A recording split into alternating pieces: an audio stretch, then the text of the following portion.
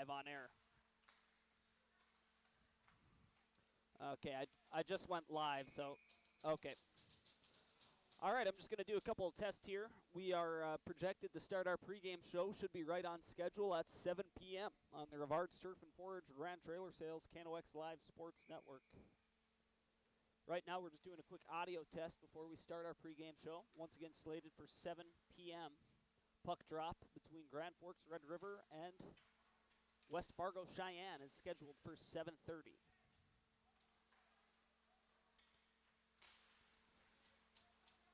And we're going to go, yes, the Mustangs.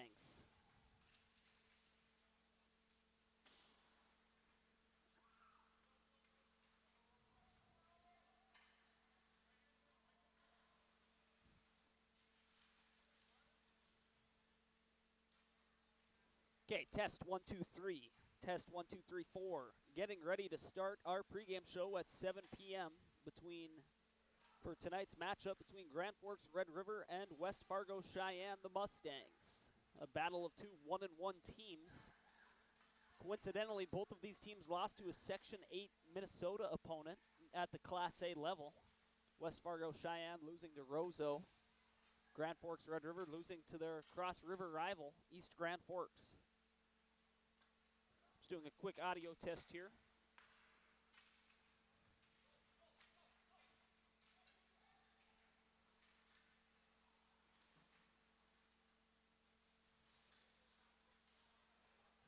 How's the YouTube stream sound audio-wise?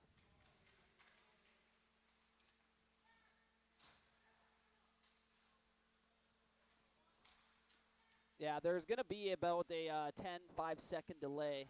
Maybe Luca, could you try it out? Turn it up or down? Okay. So we're going to try to turn it up a little bit. And right now we are getting up there. Hopefully this doesn't lead to additional white noise when we're turning up. But gosh, I got to ask Ryan about, I'm cranking this local and the input. But test 1, 2, 3. Test 1, 2, 3, 4. Grand Forks, Red River, West Fargo, Cheyenne. Playing at Eagles Arena here tonight. Our pregame show brought to you by True North Equipment and Signature Graphics and Apparel is scheduled to start at 7 p.m. The Roughriders taking on the Mustangs. Well, Dean, I'm getting the thumbs up here, so right now I'm just going to plan to start at 7 p.m. I'll throw my headset on at about 5:02, and we'll be ready to roll.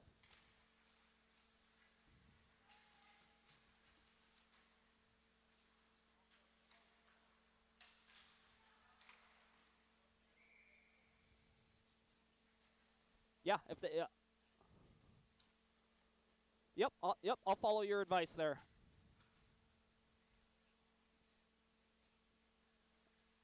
Okay, so I'll hear the JT opening statement.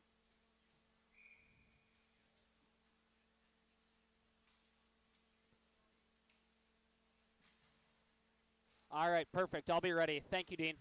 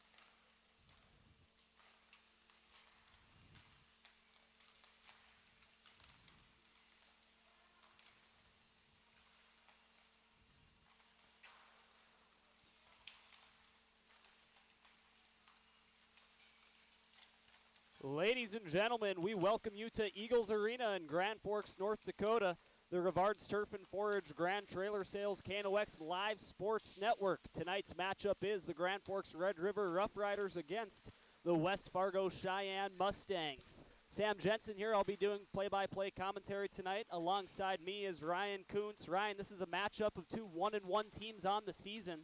What kind of energy are both of these teams trying to set early on in EDC play?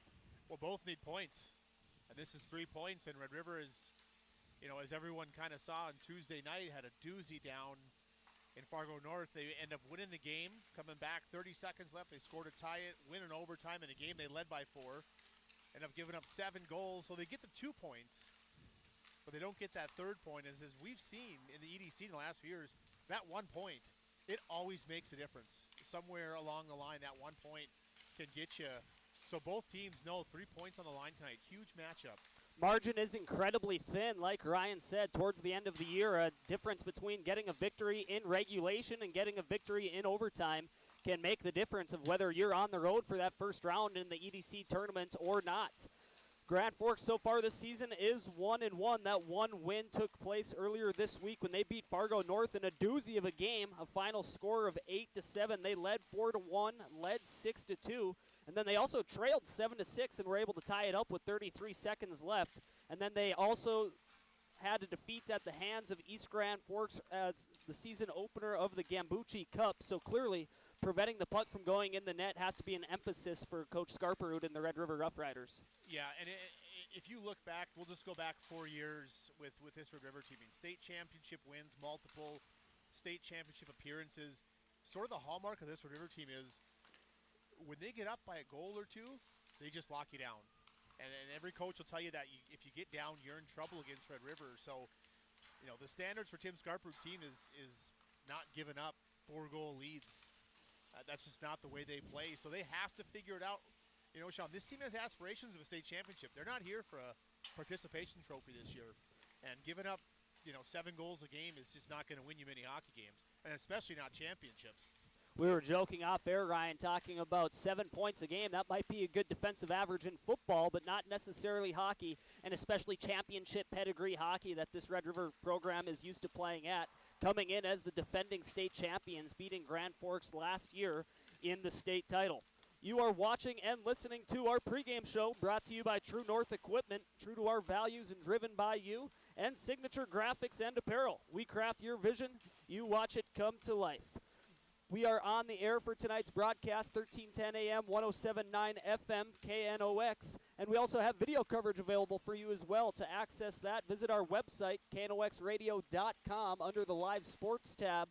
Or you could visit youtube.com and utilize the search bar, looking up KNOX Live Sports. We're going to take a quick break here. Word from our sponsors. We'll be right back with the pregame show for North Dakota High School Hockey on KNOX.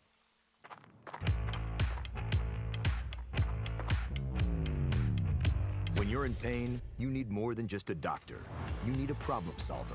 Count on All True Orthopedics and Sports Medicine and get back to what moves you. Whether it's a golf course, your lawn, a pasture on your farm, cover crop, or even a food plot to help you get that big buck, Rivards Turf and Forage of Grand Forks has developed, mixed, and packaged the premium specialized seed you need for almost every application. Plus, they also carry a full line of ice melter products for your home or business. To check out all their products, go to rivards.com. Grand Trailer Sales in East Grand Forks is your go-to spot for enclosed utility, flatbed, and dump trailers in the Red River Valley. They have the biggest selection on hand of trailers with great pricing. If you're looking for parts, service, or simply to buy, trade, or rent a trailer, stop into East Grand Forks. GrandTrailersSales.com. Spray Advantage of Grand Forks carries everything you need for the chemical and fertilizer application on your farm. They have pumps, tips, and tanks from 3 gallons all the way up to 10,000 gallons on hand. They can help with parts and accessories for the fertilizer and tillage equipment on your farm too. Go to SprayAdvantage.com. Picture yourself at Lake Region State College. With faculty and staff here to help you succeed, we know you by name. Picture your success as you get hands-on ready for the workforce or transfer on to earn your bachelor's degree. Lake Region State College. We change lives. Apex Apparel is your quick turnaround apparel and promotional item shop in Grand Forks. If you're looking for direct-to-garment printing, embroidery work, or a huge selection of promotional items, come to Apex Apparel, your locally owned, family-run, quick turnaround apparel shop in Grand Forks. Your family deserves clean, filtered water. High Plains Water offers Millennium Drink Water System, which delivers great-tasting water and also eliminates harmful impurities. Professionally installed and maintained by High Plains Water of Grand Forks. See them at highplainswater.com. Rust, salt, and time are the biggest enemies for a fuel tank. Never fear, because Grand Forks Welding is here to take care of your enemies for you. We not only fix or patch your tanks, but we can custom fabricate any kind of replacement fuel tanks or service unit. Go to grandforkswelding.com. If you've got an electrical emergency, call RBB Electric. We are your 24/7 electrician. Your call will always be answered by an RBB employee ready to help 24/7. RBB Electric is on time every time. Your time is valuable, and we don't waste it. RBB Electric always... It's hard to explain what this feels like. We could try to put it into words, but nothing compares to experiencing it for yourself. You just have to get in the seat. Visit True North Equipment at any of our 10 locations or at www.truenorthequipment.com. Big Jim's Tire is the area's #1 farm and ag tire supplier, and with Harvest here, you want the best. Best tires, best service, and Big Jim's will get it done fast to get you moving again. Big Jim's Tire, Grand Forks.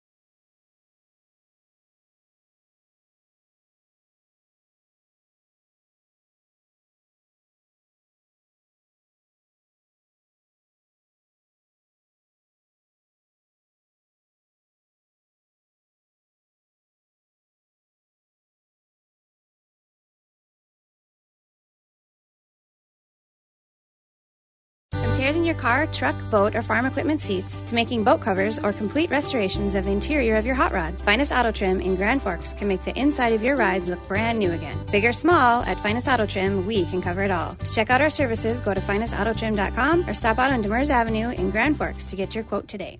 When you think breakfast, you think Perkins Restaurant. Whether you keep it simple with a fresh baked mammoth muffin and coffee or go all out and try the tremendous 12 breakfast, Perkins Restaurant is your breakfast place. Perkins Restaurant and a great breakfast make the perfect team. Since 1972, Jarrell's Sports Center and Hockey World has provided year-round sporting goods, apparel, and of course, hockey equipment and training tools. You'll also find they have a state-of-the-art skate sharpening machine to give you the edge you need. For anything sports, stop into Jarrell's and Hockey World. Residents of the Midwest are known for being self-starters and getting the job done. But when it comes to electrical work, it's best to call a professional. Hi, this is Steve from Bergstrom Electric. It's true that there's a certain glory to accomplishing a task on your own, but it's our experience that not only will save you time, but also the headaches that go along with home improvement projects. A simple phone call to Bergstrom Electric can make all the difference. At Bergstrom Electric, the light does shine brighter. As guys, we all love our trucks. That's why Toys for Trucks is your headquarters for all things truck. They carry an amazing selection of rims and tires, plus floor mats, tonneau covers, hitches, plows, and even Excalibur remote car starters for any car, truck, or SUV. And the best part? They can install everything for your truck right at their location. Stop out at Toys for Trucks in Grand Forks to customize your ride, or check them out at toysfortrucks.com. Today, the PS stands for proper service for your home, farm, or business, which is what you'll get from the team at PS Garage Doors in Grand Forks. Whether you need a door fixed or just thinking about replacing what you already have, no matter what the size, PS Doors offers the proper service for you. Get your proper service at psgaragedoors.com. Add a pop of color and excitement to your next celebration with Balloons by Misty. Their one-of-a-kind balloon design skills and creativity will make your event unforgettable. It's always a party at Balloons by Misty. Visit balloonsbymisty.com today. Franson Bank and Trust in Grand Forks is a community bank that caters to businesses, farms, and consumers. They provide customized financial solutions with personalized customer service. Let Franson Bank give you the banking relationship you deserve. Real people, real results. Signature Graphics in East Grand Forks is your one-stop shop for all your branding and design needs. From embroidery, vinyl wrapping, laser print, and more, fully customized from start to finish, all in-house. Signature Graphics. We craft your vision. You watch it come to life.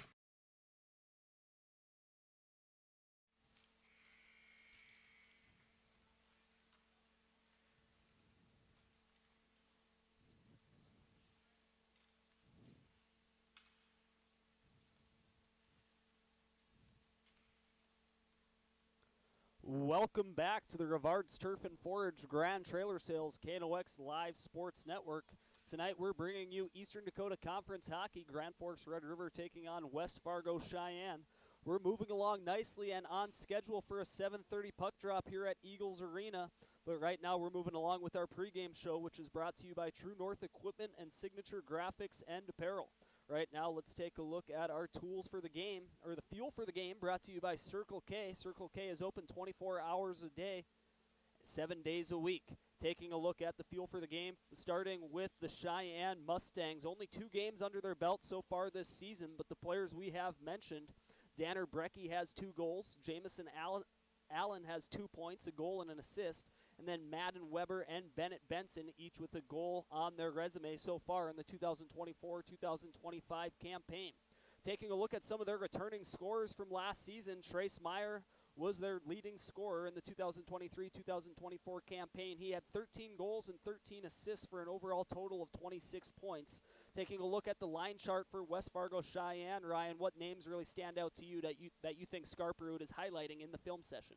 Well, I'm just looking at their top 2 lines, and I think both lines can probably do some damage. You mentioned Trace Meyer.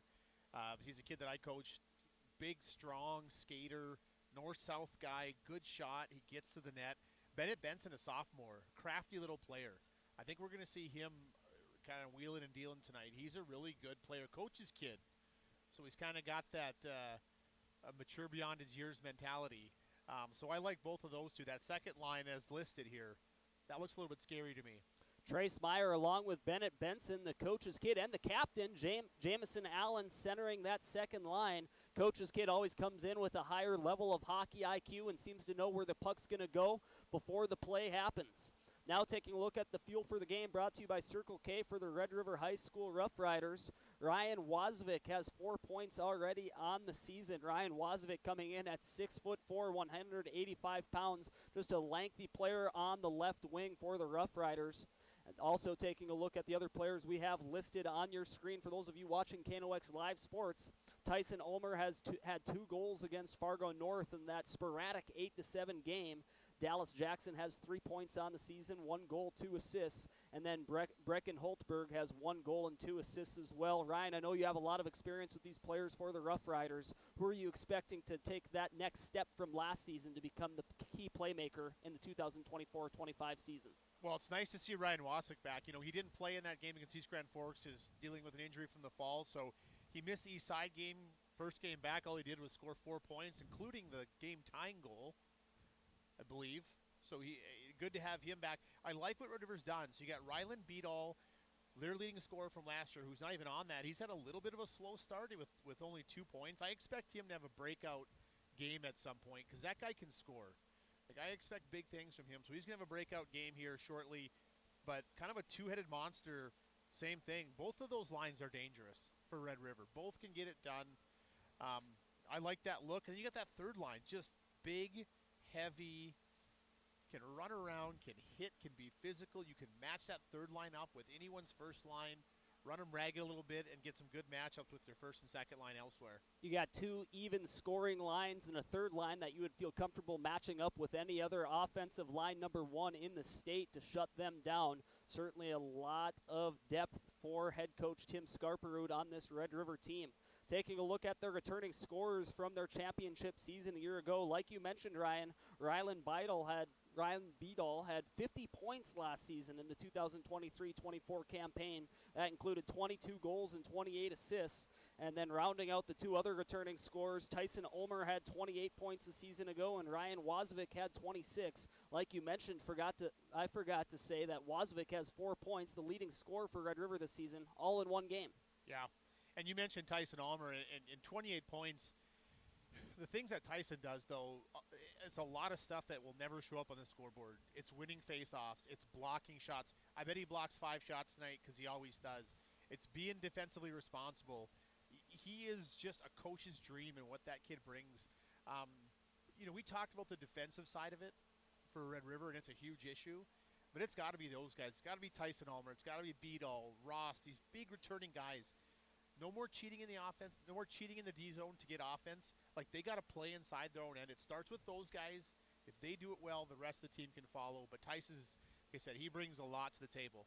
Red River trying to play a complete 200-foot game here tonight, averaging 7 goals against in the early season so far. We're continuing along with our pregame show. We're on schedule to have puck drop at approximately 7:30 p.m. We're going to take another break, hear a word from our sponsors. We'll be right back with Grand Forks Red River Hockey on KNOX. When you need the right part for your pickup, head to Northwood or call Mike's Custom Truck. Amanda will drop ship any part you need. Turbos, upgraded fuel pumps, Edge products, and more. Mike's Custom Truck, 587-6335.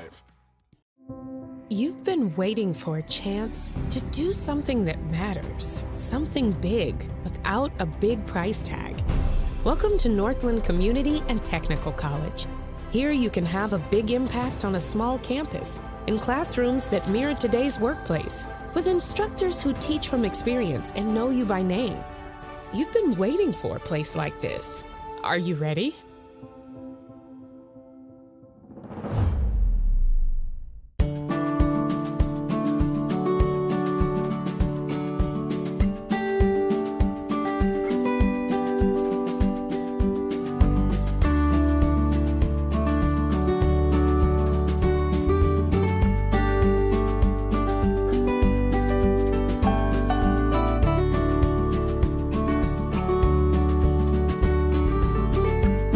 Need seed, think Proseed. Proseed.net. Grand Trailer Sales in East Grand Forks is your go-to spot for enclosed utility, flatbed, and dump trailers in the Red River Valley. They have the biggest selection on hand of trailers with great pricing. If you're looking for parts, service, or simply to buy, trade, or rent a trailer, stop into East Grand Forks. GrandTrailersSales.com.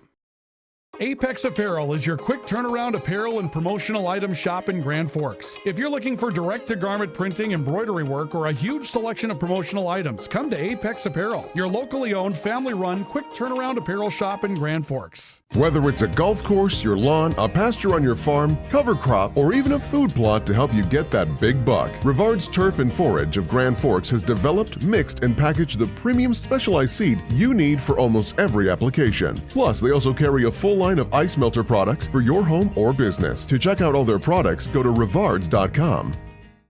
Picture yourself at Lake Region State College. With faculty and staff here to help you succeed, we know you by name. Picture your success as you get hands-on ready for the workforce or transfer on to earn your bachelor's degree. Lake Region State College. We change lives. Spray Advantage of Grand Forks carries everything you need for the chemical and fertilizer application on your farm. They have pumps, tips, and tanks from 3 gallons all the way up to 10,000 gallons on hand. They can help with parts and accessories for the fertilizer and tillage equipment on your farm too. Go to sprayadvantage.com.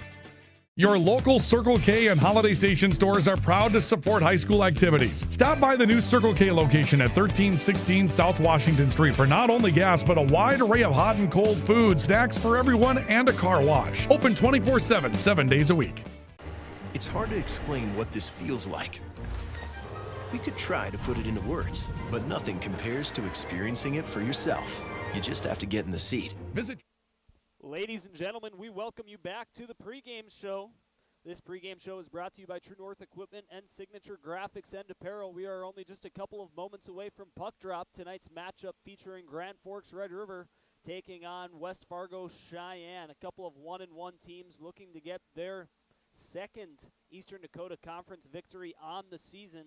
Right now, we're going to take a quick look at the keys to the game. The keys to the game are brought to you by Jarrell's Sports. See what's new for the season and stop in today. If you're looking for sock tape, stick tape, get your skates sharpened, Jarrell's is the place to go. Hockey World, not just hockey equipment, whatever sport it is you play, whether it be softball, baseball, basketball, what have you. See what's new for the season. Stop into Jarrell's today. Ryan, taking a look at Red River High School. First, defend as hard as you can. We've talked about that at length already throughout this pregame show, giving up 7 goals per game. And you mentioned earlier the defense doesn't just have to be focused on the goaltender and the defensive unit that they have on the blue line. It also has to include the forwards playing their part as well. Yeah, and it's not even just in your end of the ice too. It's a you play defense 200 feet, and I bet if you went back, and I didn't see that North game, but if you went back and watched those goals, I bet a bunch of them started in the offensive zone. Bad plays, lazy plays, turnovers in the offensive zone leads to rushes, odd man situations going back the other way. So it's a 200-foot game. You can't take a shift off. You can't take a play off. If you take a play off defensively, all of a sudden the puck's in your net. Wasvik is another key to the game for Grand Forks Red River here tonight, and Ulmer jumping the offense, needing a jump start. They certainly didn't have an issue with that against Fargo North. However, they want to continue to keep that rolling against West Fargo Cheyenne at Eagles Arena this evening, and then settling down a goaltender. And we can talk about not putting the blame completely on a goalie. Anybody who knows anything about hockey knows that a defensive game where you're giving up 7 goals cannot be pinned on one player, but you got to support your goaltender in the defensive zone. Ryan, what does that look like as a defensive unit? Yeah, just talking to the coaching staff, I ran into a couple of coaches yesterday, and just talking to them, I'm like, was it goaltending? Was it the players? And they're like, it was everything. So you know that's going to be an area of focus. But you're right. Let your goalie protect him early. Let him settle in the game. Let him get some confidence. Don't hang him out to dry early. Let him get hot, and then you can roll a little bit. But, yeah, you're right. You've got to protect him early and let him feel this game out. Rylan Carinta, the junior starting netminder for Grand Forks Red River, looking to get some additional support in the defensive zone from both his forward and defensive units against West Fargo Cheyenne this evening. The Mustangs' keys to the game brought to you by Jarrell Sports. That first goal is going to be very important They want to make Red River chase them around in the defensive zone. And if they can get a first goal and maybe apply even a second one on top of that, you'll really have the Roughriders questioning what is wrong with their defense early on in the season. Yeah, that's a great point. I mean, if Sheyenne comes out hot, gets a couple goals, all of a sudden that bench down there at Red River, they're thinking, oh my God, here we go again. So huge that they get a good start here. Like you said, maybe get the first, maybe get the second, see what happens. On top of that as well, transitioning well on defense, they're going to want to be aggressive offensively to try to get that first goal, the always important first goal of the game. But you can't be too aggressive in the offensive zone and force a turnover at the point, and Red River can have an odd man rush coming back the other way. So you want to be aggressive, but you want to pick and choose the times when you want to be aggressive in the offensive zone for the Mustangs. Yeah, we just talked about a lot of dangerous scores on this Red River team. So same thing as Red River. If you make a mistake, it's in your net. Same with Sheyenne. If you make a mistake, there's a lot of guys who can make that hurt. West Fargo Sheyenne also has a goal of settling their goaltender. They have lost to Roseau by a score of 4-2, and then they lost to Fargo Davies. Just like Grand Forks Red River, they're giving up an even number of goals per game. For West Fargo Sheyenne, that's 4 goals per game. Both these teams coincidentally have lost to a Section 8 Minnesota high school team at the single A level, so some similar level of opponents, and now both competing at the Eastern Dakota Conference level. So settling a goaltender and providing the support in the defensive zone is going to be important for both of these teams. Right now, let's also take a look at our starting lineups brought to you by Franzen Bank and Trust. Real people, real results. Starting off with West Fargo Sheyenne in net, they got the junior netminder Ben Richter. And then defensively, they have senior Madden Weber and senior Porter Bame. And then the forward lines include, going from left to right, Caleb Andringa, Ian Iverson, and Cy Hassler. Starting lines for Grand Forks Red River, the goaltender is Rylan Corinta. Defensively, they have Cam Irian and Brecken Huttelberg. The starting line number 1 for the forward group for Red River includes Ryan Wozvik, Caden Ulmer, and Tyson Ulmer. So those are your starting lineups brought to you by Franzen Bank and Trust. Real people, real results. We're going to take our final break of the pregame show. When we come back, we'll have puck drop between Grand Forks Red River and West Fargo Sheyenne. We're bringing that to you on the Rivards Turf and Forage Grand Trailer Sales KNOX Live Sports Network. If you've got an electrical emergency, call RBB Electric. We are your 24/7 electrician. Your call will always be answered by an RBB employee ready to help 24/7. RBB Electric is on time every time. Your time is valuable, and we don't waste it. RBB Electric always calls ahead to schedule service. We are online always. If you suffer from slow download speeds, call our certified network designers and installers. On call, on time, and online. RBB Electric won't leave you in the dark. RBB Electric, your 24/7 electricians. When you think breakfast, you think Perkins Restaurant. Whether you keep it simple with a fresh-baked mammoth muffin and coffee or go all out and try the tremendous 12 breakfast, Perkins Restaurant is your breakfast place. Perkins Restaurant and a great breakfast make the perfect team. Rust, salt, and time are the biggest enemies for a fuel tank. Never fear, because Grand Forks Welding is here to take care of your enemies for you. We not only fix or patch your tanks, but we can custom fabricate any kind of replacement fuel tanks or service unit. Go to grandforkswelding.com.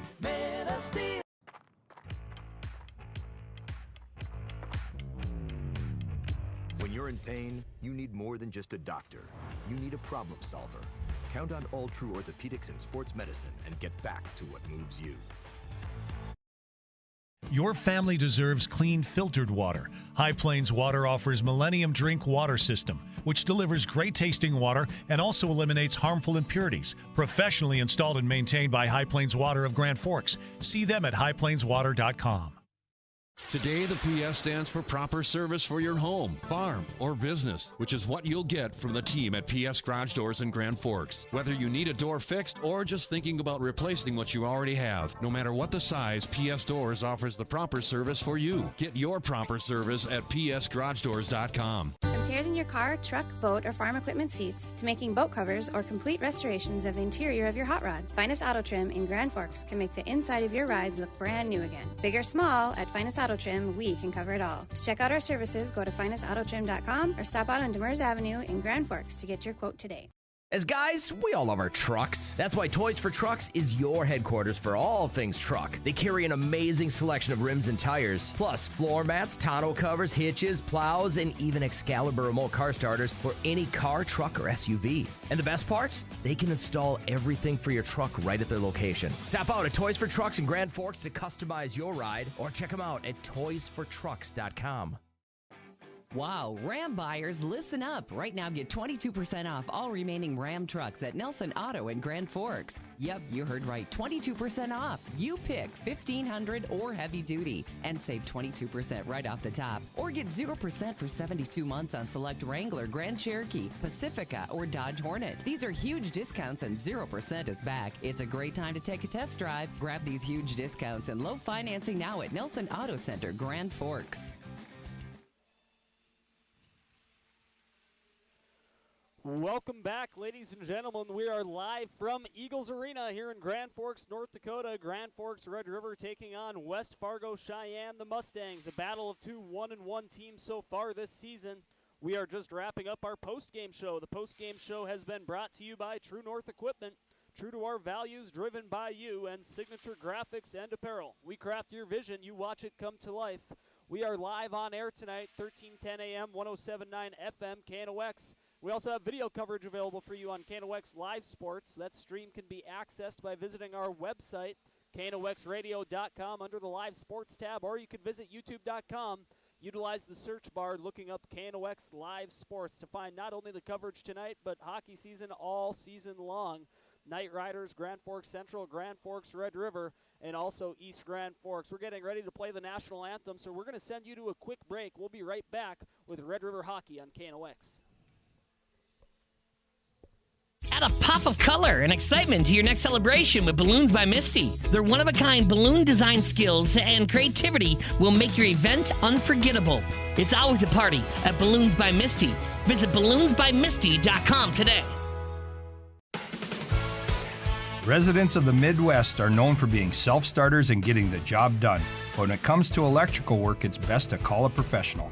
Hi, this is Steve from Bergstrom Electric. It's true that there's a certain glory to accomplishing a task on your own, but it's our experience that not only will save you time, but also the headaches that go along with home improvement projects. A simple phone call to Bergstrom Electric can make all the difference. At Bergstrom Electric, the light does shine brighter.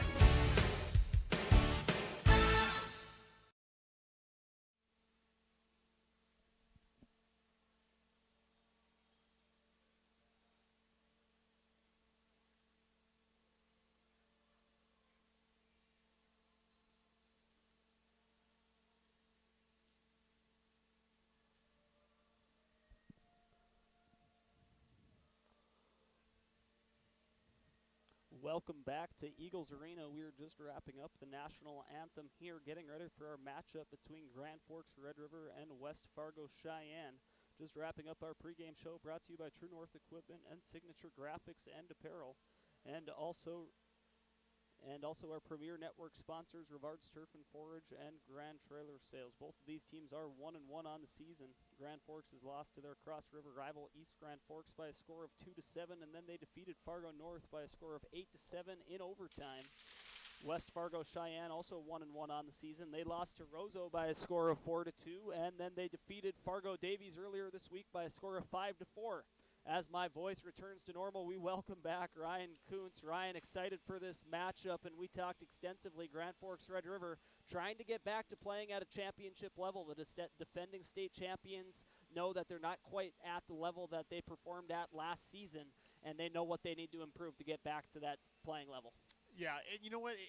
You mentioned it earlier. It's early in the season, and I'm looking at this roster here. So Dallas Jackson, this is his first significant time at varsity. Caden Ulmer, Cale Grunberg, Spencer Vetch, Ray Dusick. A lot of talent here for this Red River team, but a lot of guys who are stepping into this lineup with a senior heavy team last year. A lot of guys left with graduation.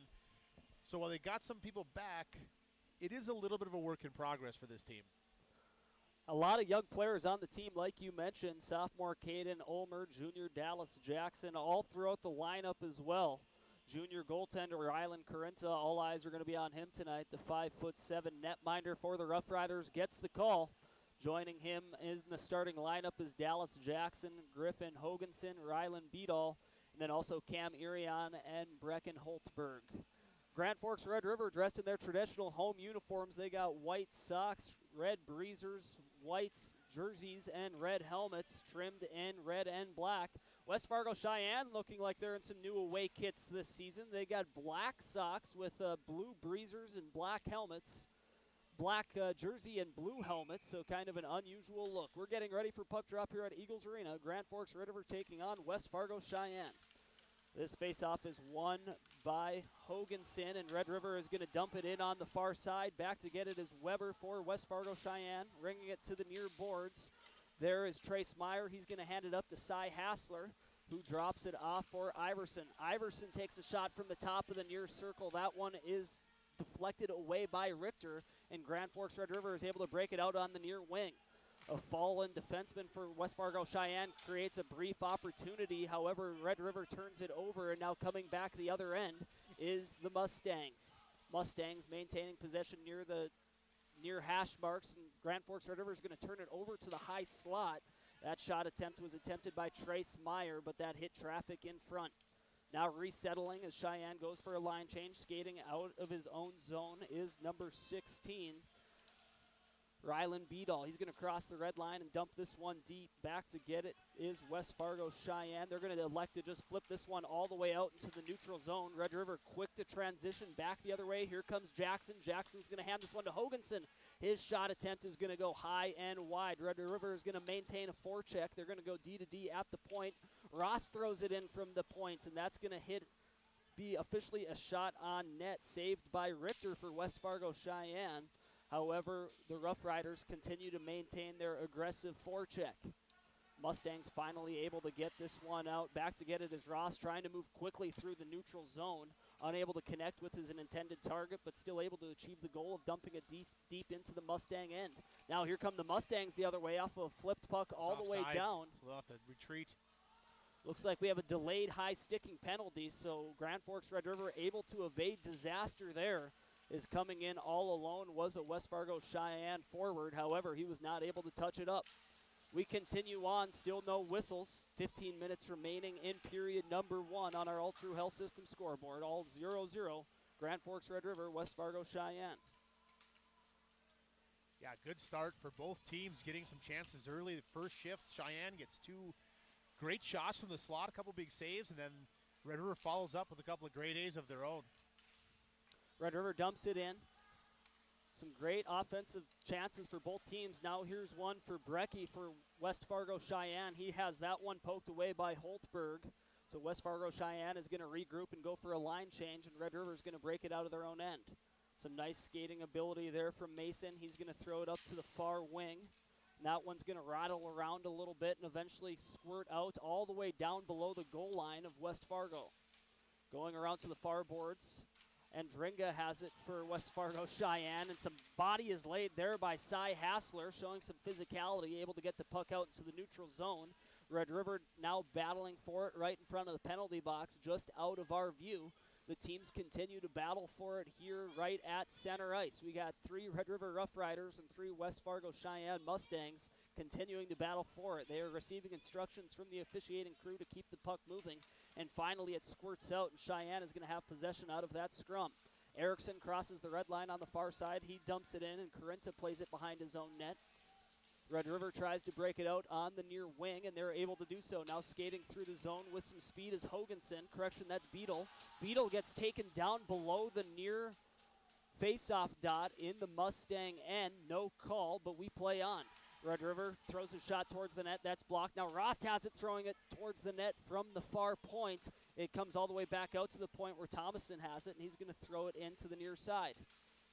The Roughriders continue to put on that heavy forecheck. Centering feed, unable to find its intended target. That's Jackson. Comes all the way out to the point where Rost throws it back to the near corner, and they're going to continue to cycle it on the near side. There's Beadall circling the wagons, gives it to Rost, tries to provide a centering feed, but that's broken up.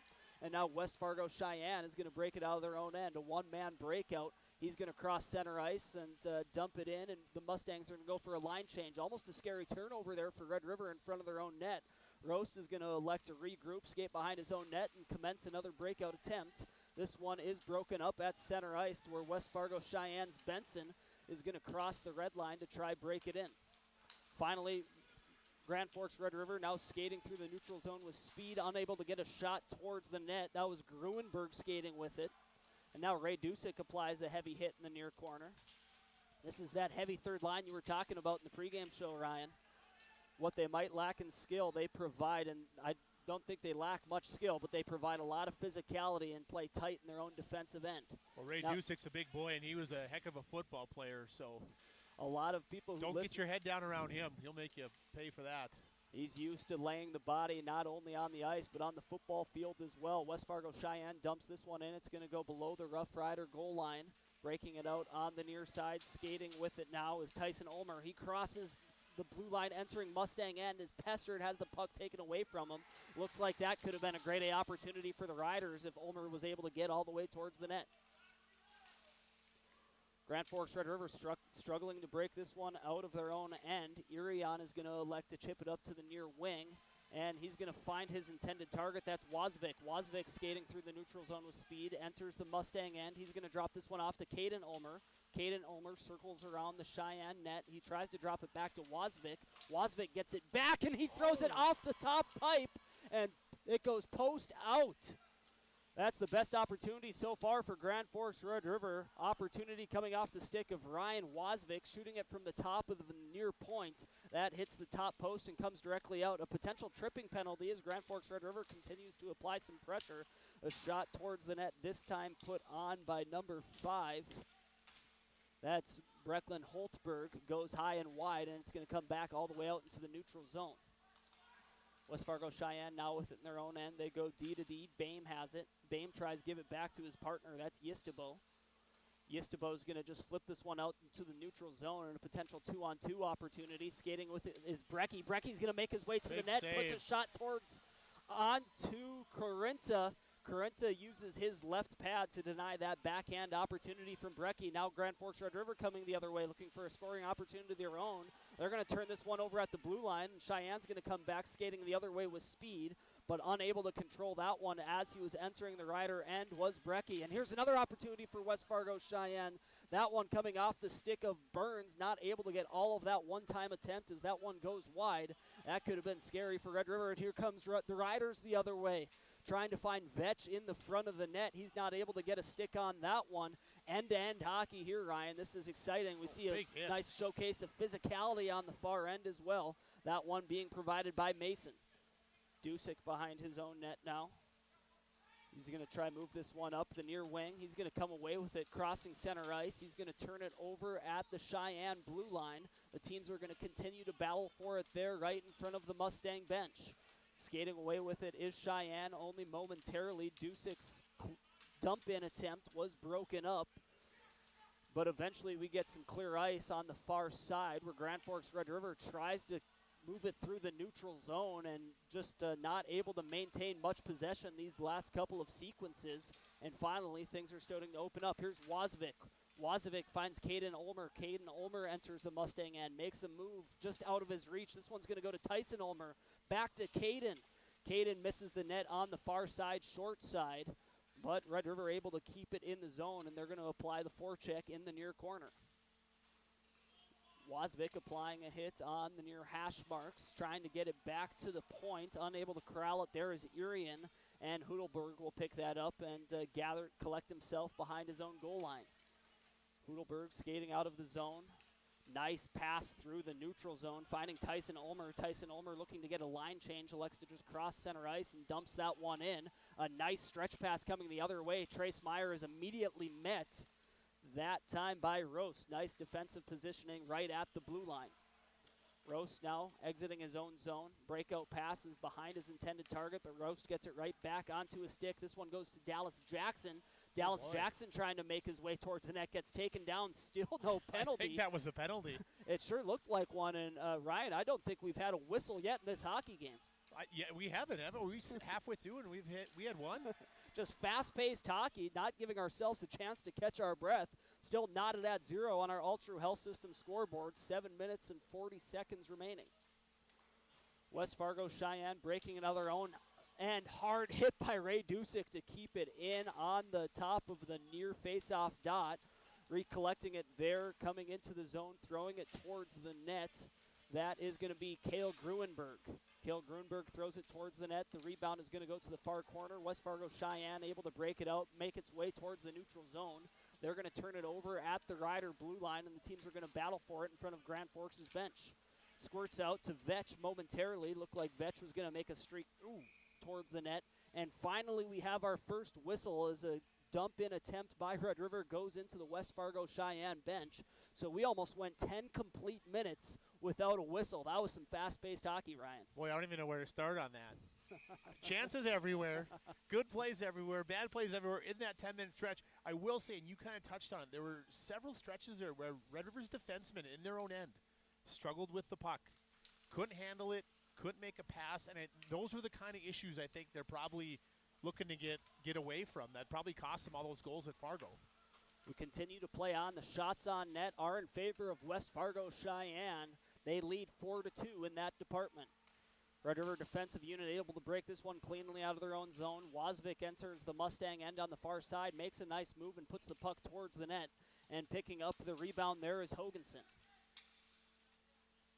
Hoganson skates it out to the blue line, has it taken away, and the teams are going to battle for it. Caden Ulmer ends up with it, trying to make his way towards the slot.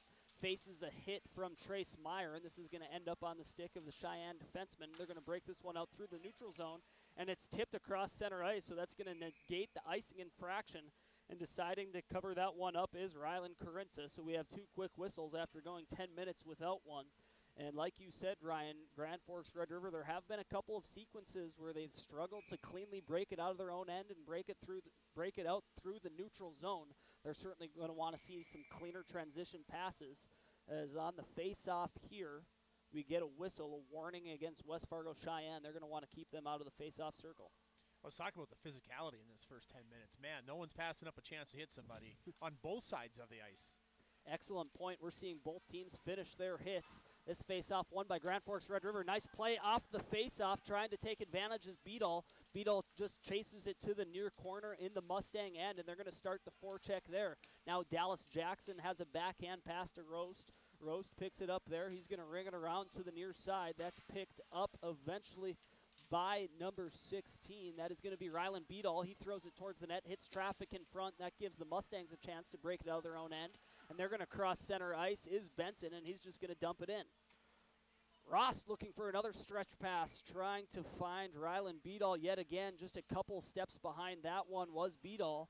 And I think we are close to finally catching up on our video stream here in Eagles Arena. We have 5 minutes and 40 seconds remaining in period number 1 on our All-True Health System scoreboard. All knotted up at 0-0.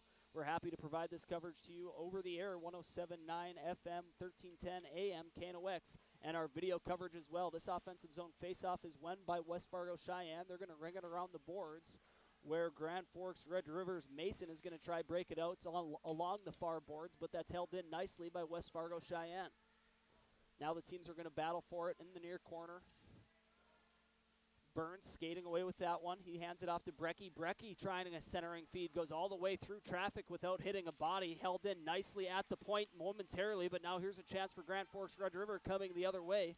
Skating with it this time is number 8. That's Spencer Vetch. He's going to throw a shot towards the net, and that one went up into the netting or went right into the glove of Ben Richter. So we're going to get a stoppage in play, this time with 5 minutes and 6 seconds remaining.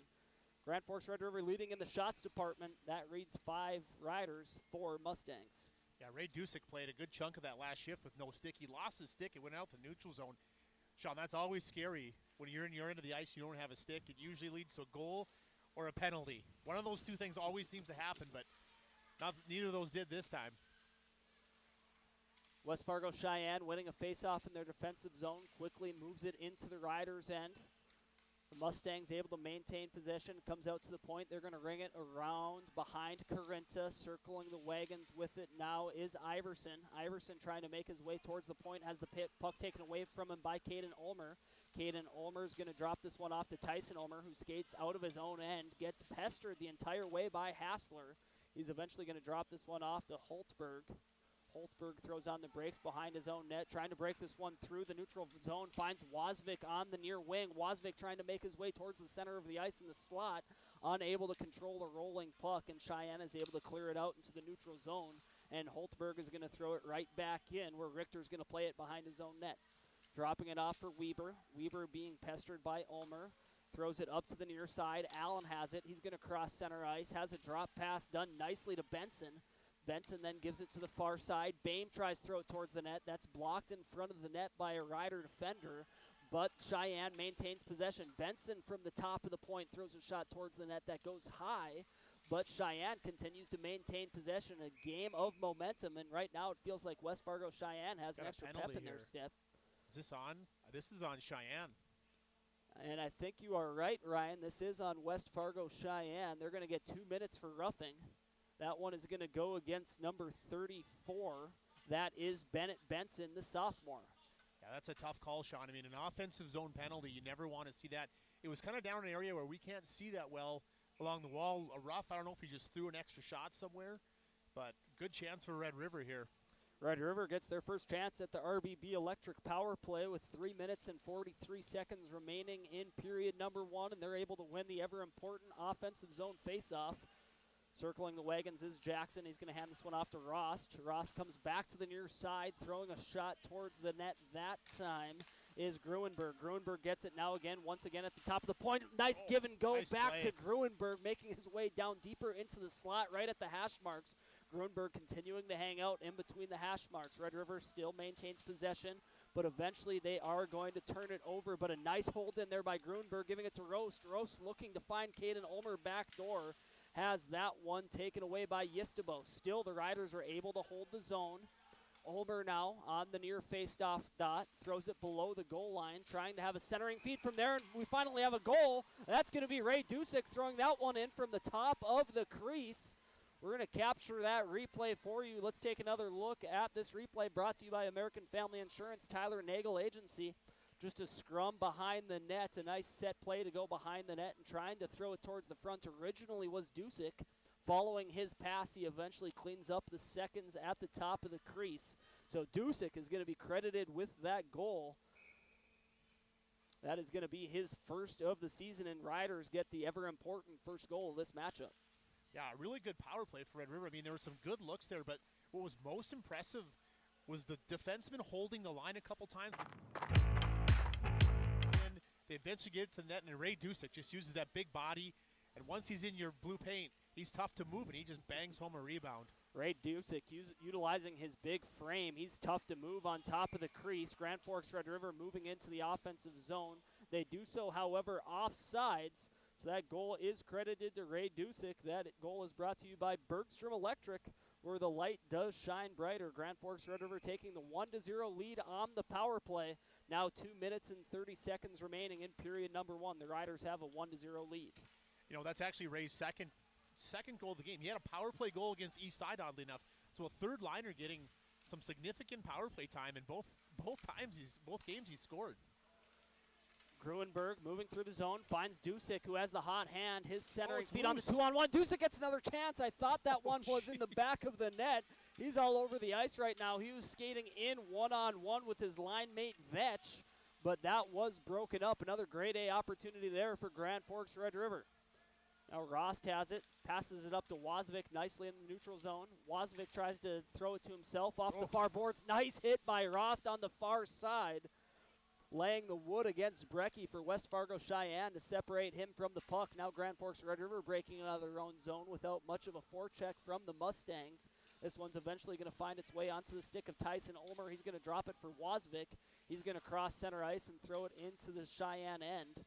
They're immediately going to gain possession, throw it back into the neutral zone, and now some play without much possession from either team is going to continue. Right now it's on the near hash marks in the Mustang end. They're going to ring it all the way around to the far side. Iverson tries to break it out there. He's unable to do so. Tyson Ulmer providing a nice forecheck. Alongside him is Rylan Beadall. Rylan Beadall collects that one, throws it right back in. Grand Forks is going to go for a partial line change. West Fargo Cheyenne unable to get that one out. That's going to end up on the stick of Hoganson. Hoganson throws it towards the net. Unable to get his glove to collect that is Ben Richter, but it's going to come all the way back out to the neutral zone. trying an off-the-boards pass on the far side. Grand Forks unable to touch up. If they would have, it would have been offsides, but we play on the near side. Throwing that one up is Jackson. His pass is just out of reach of his intended target, Beadall. However, Hoganson gives it right back to the Beadall, who gets taken down on the far hash mark. Still no penalty. Prison rules tonight. We've seen a couple of those plays where we thought maybe it's a hooking or a holding, whatever you might have. However, the officiating crew, like you said, it's just like we're playing ODR here at Eagles Arena, 1-0. Now only 25 seconds remaining in period number 1. Battling for it in front of the penalty box. The puck is stalled up against the boards. Hoganson battling for it for Grand Forks Red River. There we and go. Just we're finally going to get a whistle as they were. It felt like the players were content to take that one all the way to the end of the period. On our All True Health System scoreboard, we have 12 seconds remaining in period number 1. Ray Dusick, the lone goal scorer in this one. Grand Forks Red River leading West Fargo Cheyenne 1-0. And Ray Dusick almost had that other one, too. Let's go back to that one. I mean, it was kind of just a harmless shot on net, but Richter couldn't handle it, and Ray Dusick came out of nowhere and just pounded a puck. We thought it was in, but it just slipped wide. But and that buzzer is going to indicate the end of period number 1. That does it for the first frame. Grand Forks Red River with many scoring opportunities. They're able to convert on one of them. They lead West Fargo Cheyenne by a score of 1-0. We'll be right back with the first intermission report. You're watching and listening to Grand Forks Red River Hockey on KNOX. Add a pop of color and excitement to your next celebration with Balloons by Misty. Their one-of-a-kind balloon design skills and creativity will make your event unforgettable. It's always a party at Balloons by Misty. Visit balloonsbymisty.com today.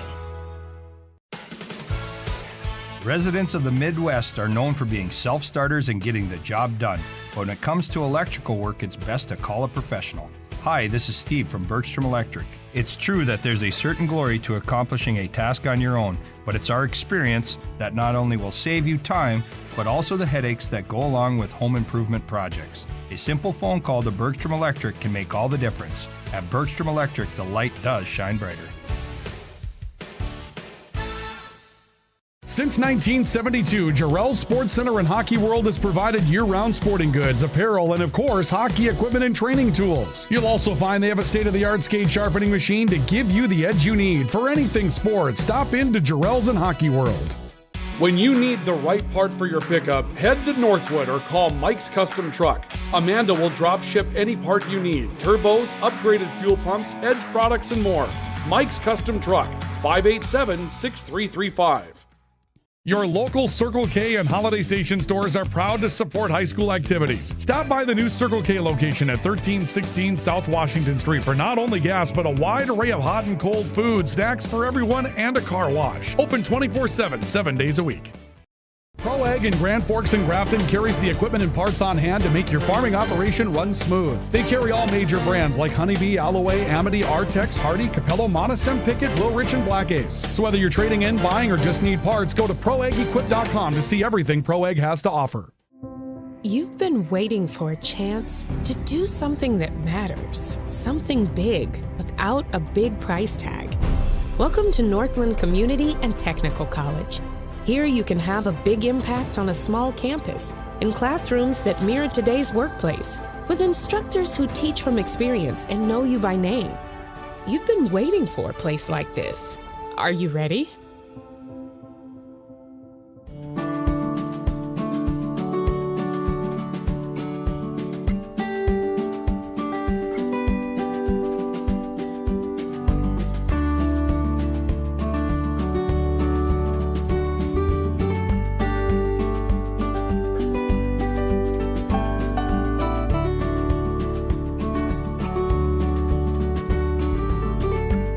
Need seed, think Proseed. Proseed.net. Grand Trailer Sales in East Grand Forks is your go-to spot for enclosed utility, flatbed, and dump trailers in the Red River Valley. They have the biggest selection on hand of trailers with great pricing. If you're looking for parts, service, or simply to buy, trade, or rent a trailer, stop into East Grand Forks. GrandTrailersales.com.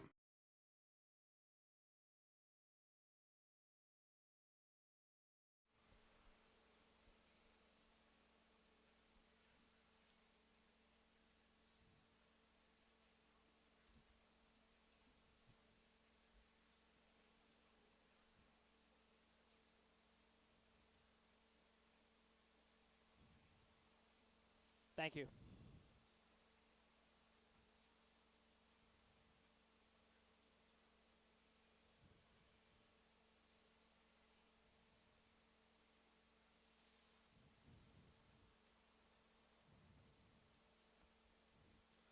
Welcome back to 1310 AM, 107.9 FM KNOX. We are bringing you Red River Hockey after the opening frame. They lead West Fargo Cheyenne by a score of 1-0. That goal coming off the stick of Ray Dusick. That was a fast-paced back-and-forth action, Ryan. A lot to take in a short period of time. A couple of chances for Dusick in that first period, and you made that note in the opening frame. A third liner getting some significant playing time on the power play. He's gaining the trust of the coaching staff. Yeah, I'm looking at this lineup. So you had Ray Dusick, you had Cam Irion, you had Reed Krogstad. There's another one on here. Football guys. So probably didn't skate a lot.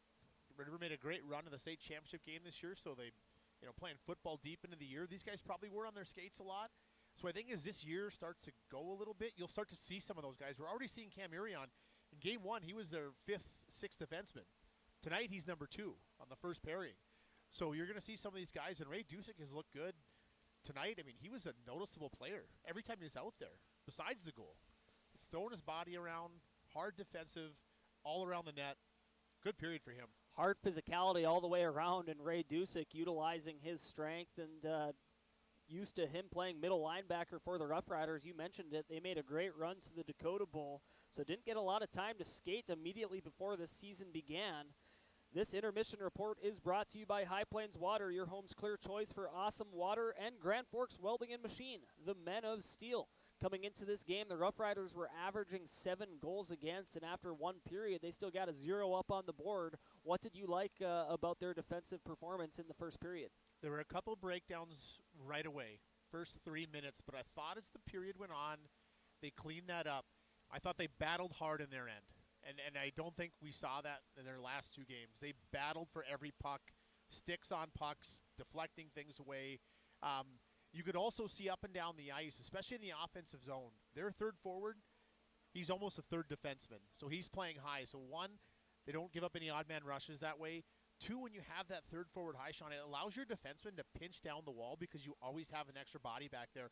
So Red River kept a lot of pucks in that normally they would have had to back up on because of that third forward being high, and I'm sure that was purposeful for obvious reasons. They were able to attack and always just kind of push Sheyenne down. They had some really good zone time that period for sure. Excellent analysis by their color commentator, Ryan Kuntz. I noticed that Grand Forks Red River was getting a little aggressive on their pinches, successfully doing so, providing some excellent forechecking abilities throughout the first period, and you give credit to keeping that third wing high to give those defensemen a little bit more liberty to pinch down to keep the puck in the Mustang end. Yeah, absolutely. It's a great strategy, and like I said, if your defensemen are always coming down the wall, it takes away that easy outlet, right? Cheyenne's going to want to break it out to the wall. That's always the easiest place to break it out, but now you have D pinching down every time. Take that away, pucks stay in your end longer. Ray Dusick with the only goal for Grand Forks Red River. It looks like they're tightening up defensively, and that defensive effort is a 200-foot effort, not only in their defensive end and through the neutral zone, but in the offensive zone. Ryan, in your analysis, what end do you think Grand Forks performed the strongest defensively? You mentioned that third wing staying high to prevent those odd man rushes coming back the other way, but what did you like with what you saw from the Roughriders in the neutral zone, in their defensive zone, to keep a 0 on the board for the Mustangs? Yeah, I'll tell anyone who will listen to me that the neutral zone is where you win and lose hockey games. If you're in bad spots, if you're positioned bad, if you make turnovers, those turn into goals between the blue line. I thought Red River did a pretty good job. Again, take away that first 5 minutes, things were a little bit loose. But for the rest of that period, they kind of owned that neutral zone. Their D did a great job of just getting the puck and throwing it up to their forwards. They weren't going back and forth. They weren't trying to make plays. Just get it to your forwards, let them go up the ice, and then their D can come in late and follow up and join offensively that way, instead of trying to rush through, 5 Cheyenne guys. Well, you certainly have an audience that will listen to you, and Grand Forks Red River is listening to your analysis. Happy to have you along with us here tonight over the air, 1310 AM, 107.9 FM, KNOX. We also have video coverage for you available on KNOX Live Sports. You can access that stream by visiting our website, knoxradio.com, under the Live Sports tab, or on YouTube.com, searching KNOX Live Sports. We got amazing coverage for you all hockey season long. Grand Forks Red River, Grand Forks Central, East Grand Forks, and also the Night Riders.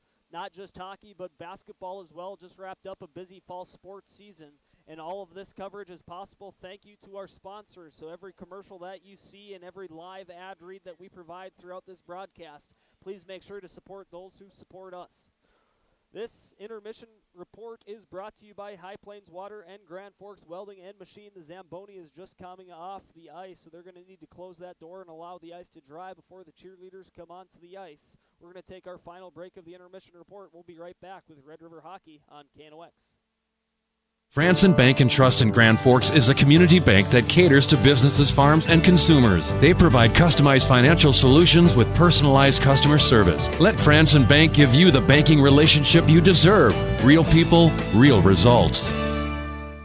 From tears in your car, truck, boat, or farm equipment seats to making boat covers or complete restorations of the interior of your hot rod, Finest Auto Trim in Grand Forks can make the inside of your rides look brand new again. Big or small, at Finest Auto Trim, we can cover it all. To check out our services, go to finestautotrim.com or stop out on Demers Avenue in Grand Forks to get your quote today.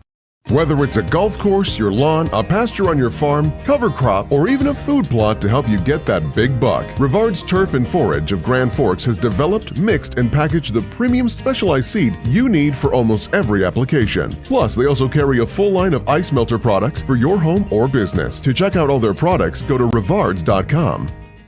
Add a pop of color and excitement to your next celebration with Balloons by Misty. Their one-of-a-kind balloon design skills and creativity will make your event unforgettable.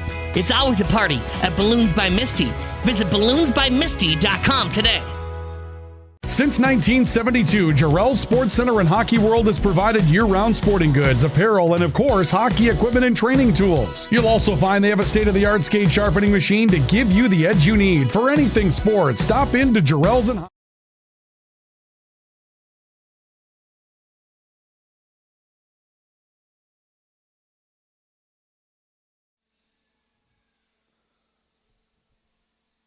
Welcome back to our coverage of Red River Hockey on KNOX, 1310 AM, 107.9 FM, and our video coverage available to you online at knoxradio.com.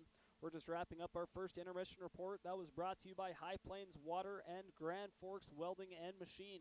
After one period of play, we have one goal to show you on our highlight reel. This goal came courtesy of Ray Dusick. For those of you watching our video coverage, some nice cycling on the near side. Ray Dusick throwing a centering feed. That one-time attempt went off the goaltender, Dusick picking up the rebound, and he puts that one in the back of the net for his second goal of the season. And that was the only score of the first period. That came on the power play, the RBB Electric power play. So good job by Ray Dusick and that first power play unit for Grand Forks Red River to take advantage, but also key to the success of the Roughriders defensively in that period. Notice that they were able to stay out of the penalty box as well, Ryan. Yeah, well, everyone was except for the one penalty. I thought there could have been 4 or 5, and, I mean, both ways, right? They just kind of let a lot of stuff go, which I'm okay with. I'd rather see that than too many. There was certainly a couple of calls. Maybe from my biased eye, I saw some Roughriders being taken down in the offensive zone. Well, the Beetle one was bad. Right. I mean, there were a couple ones like, okay, but Beetle got hauled down pretty obviously. I for sure thought a hand was coming up there, but nothing. And then, yeah, the only one they called was the one that we couldn't even see what happened, and all of a sudden there's a penalty called. But I saw my color commentator, Ryan Coots, his neck almost broke a couple of times looking for a referee to throw his arm up to indicate a penalty against West Fargo Cheyenne. Only one, and Grand Forks Red River was able to take advantage as the teams make their way back onto the ice, getting ready to start period number 2 here at Eagles Arena. This coverage is possible thank you to our premier network sponsors, Rivard's Turf and Forage. Check out all of their specialized seeds at rivards.com.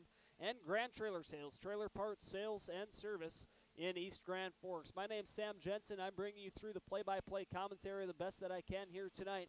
Alongside me is Ryan Coons. He's providing play-by-play or color commentary. Behind the camera, we have Luca Carpenter, the pride of Walhalla, North Dakota, keeping us on screen and looking good. And then back at Layton World Headquarters, we got Dean Braceth keeping us on air and sounding good. So we got an entire team here at Layton Media providing you coverage for Grand Forks Red River Hockey as we're prepared to start the second period here at Eagles Arena. By the way, quick update. Central Bemidji 2-2. 2-2 after one period of play. I assume. I don't know what period they're in or anything, but you were diligently looking on Twitter. Where were you able to find that well, score I got update? some Central parents in a group text here. I'm gonna call in some favors and see if I can't get some live updates as that game happens. So always helps to be connected, and that's one thing we can always count on Ryan Kuntz to be. He is connected in the hockey community, not only here in Grand Forks, but all across the state of North Dakota. Puck is ready to drop here to indicate the start of the second period, and it is officially down. West Fargo Cheyenne moving from our right to left. Grand Forks Red River moving from our left to right. Immediately, West Fargo Cheyenne's going to throw this one all the way down the ice, and it's going to be whistled for an icing. So we have a whistle in the first 10 seconds of period number 2. In period number 1, it took 10 minutes to get the first stoppage of play. Yeah, these offensive zone draws as these games go on, especially close ones, become so huge. I mean, they can help you or hurt you. You can get chances off of them, but you can give up some opportunities. So big draw here for Red River. Tyson Ulmer wins this one back to Wozvik. That puck was bouncing, however, hops over his stick, so it goes back to the neutral zone. Wozvik is going to have to dump it right back in, and this Red River forecheck goes back to work. Nice hold by Irion on the far side. His dump-in attempt was stopped by West Fargo Cheyenne. Skating that with that one is Brecky. He's going to dump it in. That goes to Trace Meyer. His tries find a centering feed to Iverson. That is no good. That gets broken up by Grand Forks Red River, and they're going to settle behind their own net. With it is Holtberg. Holtberg dumps it off the far wing, hash marks. That one is tipped away. Nice effort there by Grand Forks Red River. Skating with it is Caden Ulmer. He tries to drop that one back towards Wozvik, waiting for it in the slot, but a nice breakup. Still skating with it. This time is Hoganson. Hoganson loses possession in front of the net, and West Fargo Cheyenne is going to take over and break it out of their own end as the Riders go for a line change. They try to re-enter the zone, but they do so offsides. Yeah, could have been an opportunity there, but Griff Hoganson had lost his stick in sort of a scuffle in front of the net, so he was late getting back on side. So we'll draw just outside the Cheyenne zone. Just a draw in the neutral zone here. Taking this one is going to be Hoganson. He's going to win it to his winger. That one goes to Beadle. Beadle is going to turn that one over to Trace Meyer as soon as he enters Grand Forks Red River zone. He turns it over. Now coming back the other way is Beadle throwing nice this one. shot. That one goes off the helmet of the Cheyenne netminder. Nice chance there for Rylan Beadle. West Fargo Cheyenne breaks it out of their own end, gets it taken away from them in the neutral zone. Grand Forks Red River moving through the zone nicely. Beadle entering the Cheyenne end. Throws a move at the top of the circles, gets away from him. He chases after it to the near side. West Fargo Cheyenne is going to ring it around all the way to the far hash marks. That puck is held in nicely there by Tomasin. Tomasin gives it down deep to Beadle. Beadle centering feed, backhanded. A nice spinorama, and here comes a chance. Coming with it is Benson. Benson trips over what appears to be his own feet. That could have been an opportunity, but Grand Forks Red River coming back the other way. Beadle, this has been a long shift for him. He throws this one towards the net from the top of the far circle. That hits traffic in front, trickles to the near corner, back to the point, shot on net, and a goal. Grand Forks Red River with the second goal of the hockey game. Did not get a number. Might rely on my partner, Ryan Kuntz, for that one. We're going to capture that replay, see if the replay gives us an indication of who the goal scorer was for Grand Forks Red River. Yeah, that'll be Dallas Jackson on the rebound goal. Jace Mason with a great shot. Just knew he had Dallas Jackson out front there. Throws a good shot on net and a rebound, and it's in the net. 2-0 Red River. That is Dallas Jackson. We're going to play that one for you again. Actually, we're returning to action here, so we're not going to be able to play that one for you. But nice goal. That one is going to be credited to Dallas Jackson. A shot coming from the point. Jackson once again able to pick up the rebound. So that's 2 goals for Grand Forks Red River, both of them coming off rebounds. So that doubles the lead for Grand Forks Red River. That goal is brought to you by Bergstrom Electric, where the light does shine brighter. That goal credited to Dallas Jackson. Grand Forks Red River dumping this one into the Cheyenne end. That one goes right to the stick of Ben Richter, and he hops on that one for a stoppage in play. This time with 14 minutes and 33 seconds remaining in the second period. Good jump from Red River in this first 3 minutes. I mean, you talked about that Beadle shift. I think he had 3 or 4 shot attempts. The shots are already 11-4 now in favor of Red River. They've been controlling this game from the get-go here in the second. Third line out there right now for Grand Forks Red River. Chasing after it below the Cheyenne goal line is Ray Dusick. That one's gathered there by West Fargo Cheyenne's number 10. That's going to be Porter Bame. This one is held in nicely by Grand Forks Red River from the near wing. A shot goes towards the net. That one coming from number 25, Reed Krogstead. That one's blocked by West Fargo Cheyenne. They come all the way back to the rider end, trying to apply some pressure. A potential chance there for Brecky for West Fargo Cheyenne. He's going to have to chase it to the far corner. He throws it deep down low, and now the Mustangs are going to try to apply some pressure in the rider end. Able to break it out nicely. Good skating ability being showcased there from Grand Forks Red River. Skating out of the zone, a chance, centering feed just out of the reach of Spencer Vetch. Spencer Vetch gets it back to the point. A man all by himself in front is Caden Ulmer. Not able to get it to him is Cam Irion, but the Riders are able to maintain possession. They dump this in. It rings all the way around to the far hash marks. Irion unable to hold the zone momentarily. They are able to hold the zone. Now they're going to have a 3-on-1 opportunity. Trying to come in backdoor is Tyson Ulmer. Unable to get that one to him is Caden Ulmer. And West Fargo Cheyenne is eventually going to pick up the loose puck and squirt this one out to the neutral zone. Grand Forks Red River is going to regroup in their own end. Working now through the neutral zone, skating with it is Tyson Ulmer. Puts on the brakes on the far hash marks. Turns it over, but a nice hold by Irion. Irion's shot towards the net is blocked nicely by Ram for West Fargo Cheyenne. He skates it end-to-end, throws an innocent shot from the top of the far circles. Didn't get much on it. Easily able to make that save is Rylan Corinta. Ryan, you said Grand Forks Red River seems to have an extra pep in their step to start period number 2, and that certainly is shown not only with the goal that they've scored, but also the shots on net. The ice seems to be tilted here in period number 2. Yeah, and even on that play, it's a turnover at the blue line for River. It's a one-on-one situation, but if you look, you see 3 Red River players back-checking. There was no one to back-check. There was no Cheyenne players up in the play. It was all Red River back-checking, so you love to see that. If you're Tim Scarborough, everyone coming back hard to the defensive zone. The puck coming back towards West Fargo Cheyenne's end. Grand Forks Red River enters the zone offside, so that's going to result in a stoppage in play. This time with 12 minutes and 45 seconds remaining in period number 2. The Riders leading the Mustangs 2-0. Face-off is one back to Roast. He dumps it all the way off the end boards. Jackson looking for an opportunity off the end boards, throws a shot on net. A nice, what appeared to be almost a designed play for the Roughriders in the neutral zone. When you throw that puck into the corner like that and you send a guy, it kicks out right to you. It's a great heads-up play. Something they've probably worked on. That's not something you just do by accident. You don't really make that up on the fly. Rost is able to hold the zone. Riders continue to apply pressure, trying to find its way back towards Thomason. Thomason throws a shot towards the net, has it blocked, comes right back to it, and he's going to dump it below the Mustang goal line. West Fargo Cheyenne collects it there, and they're going to dump it all the way down. They had tired legs on the ice, so they're going to go for a line change. So some nice hockey IQ there, as that one ended up on the stick of Rost, threw it off the end boards, and waiting for it was Dallas Jackson just towards the bottom of the far face-off circle near the hash marks. One-time opportunity. Got to give credit to Ben Richter. He was ready for it. He was, but Cullen Rost, he's got a high IQ, and he can sit back there and make those kind of plays. He's very smart. He's like Tom Brady. He just picks you apart when he's got time and space to do so. Always love having a high IQ defenseman on the blue line. Grand Forks Red River has plenty of those. Speaking of that, collecting it there is Mason. He's going to work this one through the neutral zone. This one's going to end up on the stick of Gruenberg. He tries to throw a shot towards the net from the top of the far circles. He recollects it at the same position, but ready for it is Ben Richter of West Fargo Cheyenne. A nice sequence of plays there from the third liner, Cale Gruenberg. He's had a nice game too, along with Dusick and Vetch on this line. I think he had a big goal last night, I believe, or an assist. I saw him on the score sheet. He's got a couple points this year, so you like to see that production from your third line offensively for sure. Offensive zone face-off, one back to Krogstead. Krogstead tries to go to his defensive partner, Mason. He's able to throw it deep into the zone. Teams are going to battle for it at the far hash marks. Eventually that battle's going to squirt out to the neutral zone where Krogstead is going to collect it for the Riders, and they're going to regroup. He throws it up to Gruenberg. Gruenberg gives it immediately right back to Krogstead. Correction, that's Mason.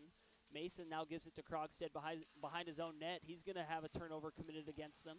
That's Hassler with it. Hassler is going to throw it to the zone, and now we're going to have an odd man rush coming back the other way. Gruenberg, not enough gas in the tank for his line mates. They went for a line change. He continued to make his way towards the net. Tired legs for Grand Forks Red River, but they'd still have the puck in the Mustang end. Now with it is Wozvik near the near hash marks. Nice pass out to the point. Holtberg throws a shot towards the net that made its way towards Richter. He's going to deflect that to the near corner. Cheyenne collects the rebound and clears it out to the neutral zone. Grand Forks Red River forces another turnover in the neutral zone. This time Ryan Wozvik is going to dump it into the far end. Chasing after it is Tyson Ulmer. Puck pokes out to the near side of the net. Nobody home for Grand Forks Red River. Nice job there from Caden Ulmer to throw that one towards the front of the net, hoping someone's there. Momentarily a nice offensive zone hold for Grand Forks Red River, but West Fargo Cheyenne able to maintain possession, and they're going to cross center ice and dump this one in. Nice hard hitting below the goal line. Grand Forks Red River tries to ring it around the boards to the near side to break that one out. However, that one's going to go up into the netting and result in a stoppage in play. This time with 10 minutes remaining in period number 2. Grand Forks Red River still maintaining that 2-0 lead. Goals coming, one in the first period from Ray Dusick and the one in the second period. That one came off the stick of Dallas Jackson. Yeah, love what I'm seeing from Red River still. They're continuing, and we talked about the neutral zone, and Red River is just owning that neutral zone right now. Cheyenne looks a little bit lost. One pass from the Red River defensemen are beating all 3 forwards from Cheyenne, just 3-on-2, 3-on-2, up and down the ice. Noticed a lot of odd man rushes for Grand Forks Red River in this second period. They're moving through that neutral zone with speed, and they're doing so fluently. A centering attempt there for West Fargo Cheyenne is going to end up on the stick of Grand Forks Red River, making their way through the zone. Shot towards the net off the stick of Dallas Jackson. He received a pass from Rylan Beadall, but that one is going to be gloved by Ben Richter. So there's another odd man rush coming back the other way. The puck was in Grand Forks Red River's end 1 minute, and then the next second they're getting a shot on net. Yeah, I think Dallas Jackson's asking why that wasn't a penalty. It looks like he kind of got hooked or held, but a great play. It was a one-on-one. It was Beadall and the Cheyenne defenseman, and Dallas Jackson just caught up and passed all of the back checkers for Cheyenne and turned that into a 2-on-1. Great play by him. Burns dumping this one on net from center ice, forcing Grand Forks Red River on the far side. That's Mason trying to break it out. He's going to turn this one over. Kava's going to throw it to the near side. Burns has it on the near hash marks, trying to throw it towards the net, but is swallowed up by Grand Forks Red River. Now here comes Hoganson the other way. Here's an odd man rush. Hoganson trying to find Jackson backdoor. Jackson not able to get all of it on that one. A nice back check provided there from West Fargo Cheyenne. Nice hit on the far blue line of Red River. That one was provided by Chase Mason. That was Chase Mason. Jace Mason. Grand Forks Red River breaking out on the near side. They just throw this one off the glass, comes out to the neutral zone. Nice pass off the end boards, unable to connect, and now the Mustangs are going to enter offsides. So some nice physicality there by Jace Mason on the far side, using all of his 6'2" frame.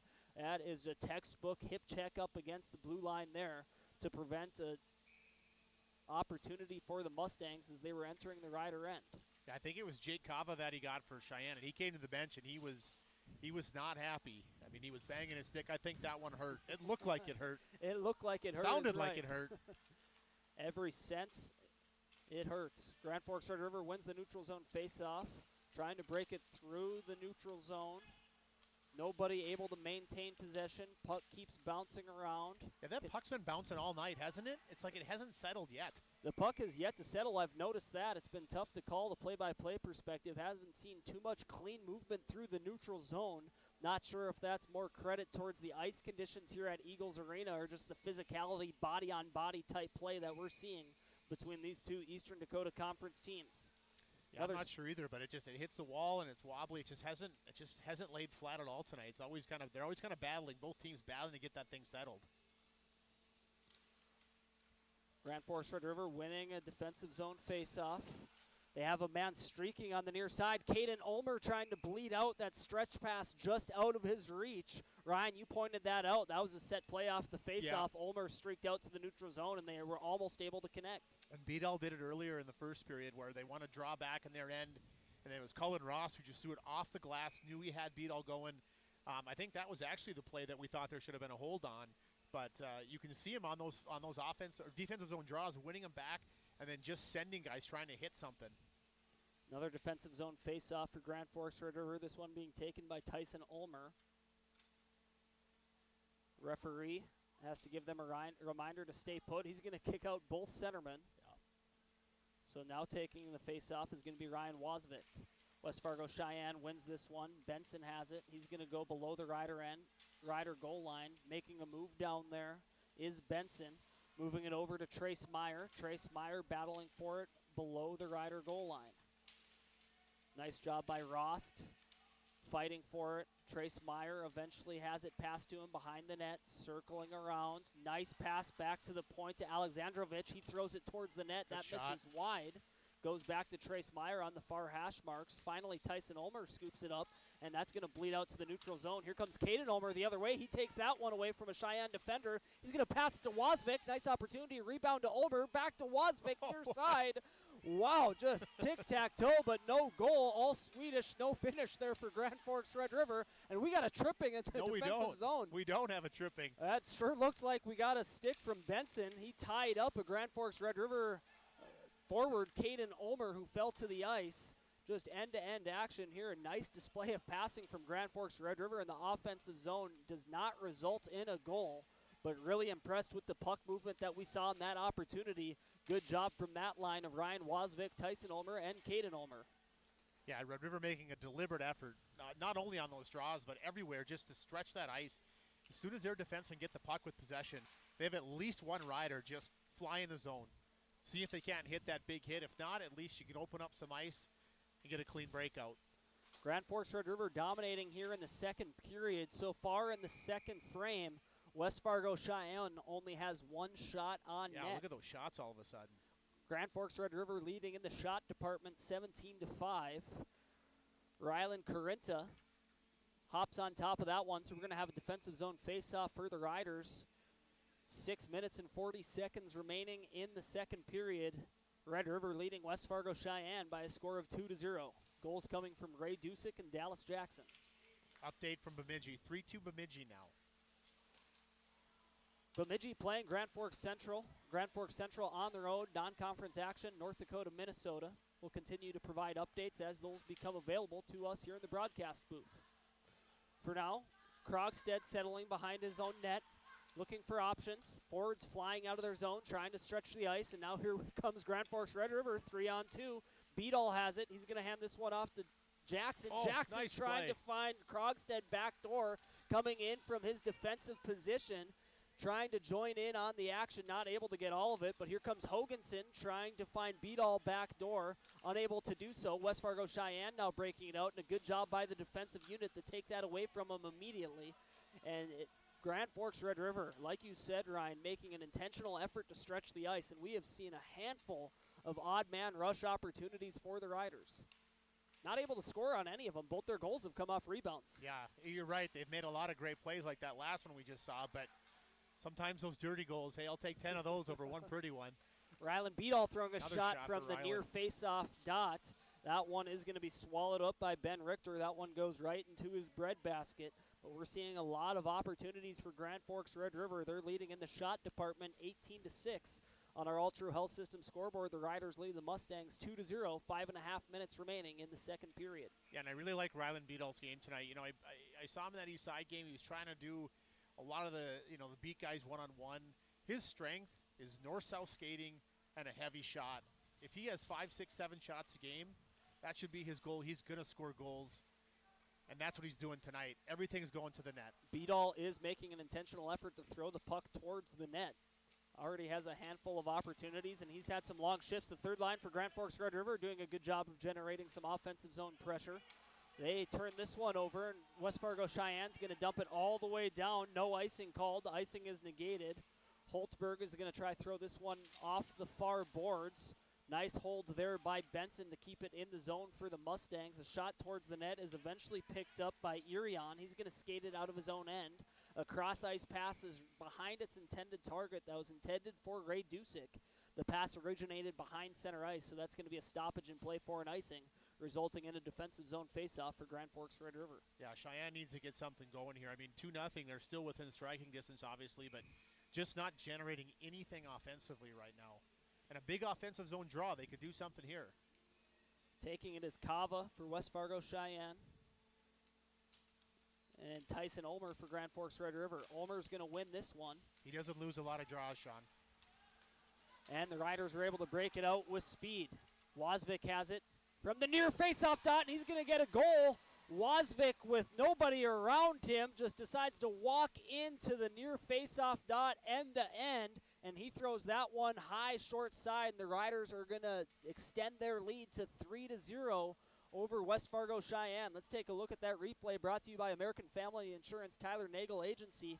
They just poked this one out, and there was a lot of Sheyenne players in that near corner. And Wasvik just decides to rifle that one from the top of the near circle, high near side. And we talked about those offensive zone draws. They can really help you or they can hurt you. On those offensive zone draws, you're thinking offense. So if you're on the defensive side of it, if you can make a play, you can catch those guys kind of sleeping a little bit. That's exactly what Red River did right there. Great point. His shot quickly finds its way towards Corinta. He's going to swallow that one up. A stoppage in play with 4 minutes and 20 seconds remaining in the second period. There was 4 West Fargo Sheyenne Mustangs near the near hash marks in the Rider end. So a quick chip out to Wasvik, and he went from blue line to the top of the circle in the Mustang end and fired off a grade A shot. And now Wasvik continues to move this one through the zone. He's going to hand this to Caden Ulmer. Caden Ulmer skating now, trying to make his way towards the center of the ice. Has that one taken away from him by Yistabo. Yistabo skating through the neutral zone, crosses center ice, tries to throw a shot on net from the blue line. It's going to go wide and off the end boards, making a funky bounce. And here comes a man coming back the other way. Here comes Dallas Jackson, unable to corral that puck. He was all by himself at the Mustang blue line. They were not able to cleanly get that to him, or otherwise he would have been able to skate backwards for a breakaway. It just seems like there's always a rider or two behind Sheyenne right now. They're going to have to figure that out because we've, that 3-on-1 there they scored on, but there's been so many odd mans for Red River right now. Cheyenne's got to figure that out. Grand Forks Red River with more than a handful of grade A opportunities. Another one right there, Dallas Jackson just squeezing out into the neutral zone all by himself, unannounced to the West Fargo Sheyenne defensive unit.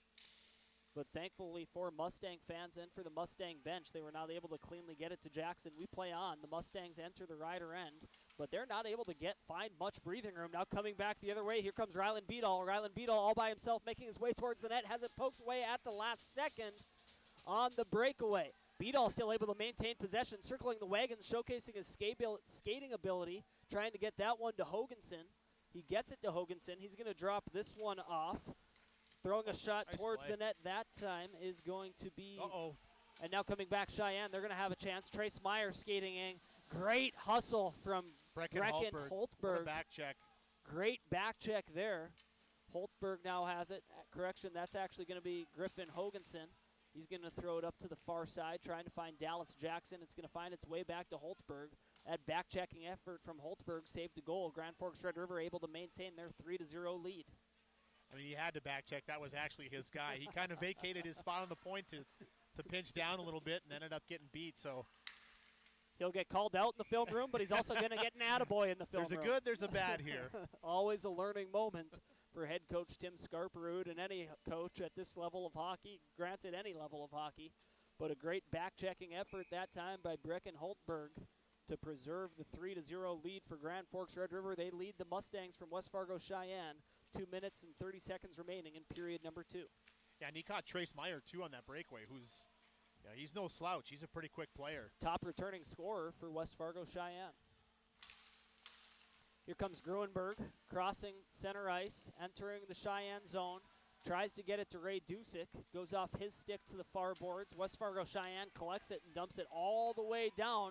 They're going to call off icing on this one. Ross being pestered right away. Interesting choice to call off icing. It appears that you agree with it, Ryan. Yeah, Ross just kind of, he was going to get there, so they just waved it off. Good call by their officiating crew. A long shot finds its way towards Corinta, and we have some extra high how are yous after the whistle. Some frustrations coming to the surface for West Fargo Cheyenne. What appeared to be an innocent shot from the point made its way all the way to Corinta, and there was some Cheyenne Mustang players waiting for it on the top of the crease, ready for a rebound. So a great job by Rylan Corinta to swallow that one up without allowing a rebound. Yeah, I thought Cheyenne was going down there, but they're going to even it up. Jace Burns came in with a cross-check late to somebody's back, and I thought that was going to be the only call, but looks like they've given Red River one also. We're going to have coincidental penalties. Looks like we're going to continue to play on 5-on-5. Defensive zone face-off for Grand Forks Red River. Taking this one is Tyson Ulmer. Tyson Ulmer, a rare loss for him. This one goes back to Iverson, who throws it to the near corner. Iverson has it there below the Rider goal line, battling for it with Krogstad. Iverson skates away with it, hands it back to the point. Alexandrovich throws it back down low. Teams battle for it on the near hash marks. Alexandrovich now has it at the point. Fakes the D-to-D, throws a shot towards the net. That was a nice shot to get that one towards the frame. Yeah, it got deflected on the way. Carenta had to adjust on that. It wasn't a hard shot, but just the change in direction made that a little bit tricky. Finally seeing a burst of energy after that scrum after the whistle. West Fargo Sheyenne looking like they're getting off the mat here a little bit.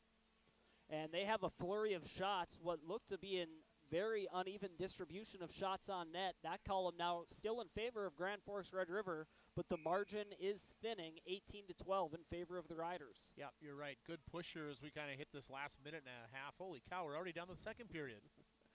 Time flies. This has been a fast-paced hockey game.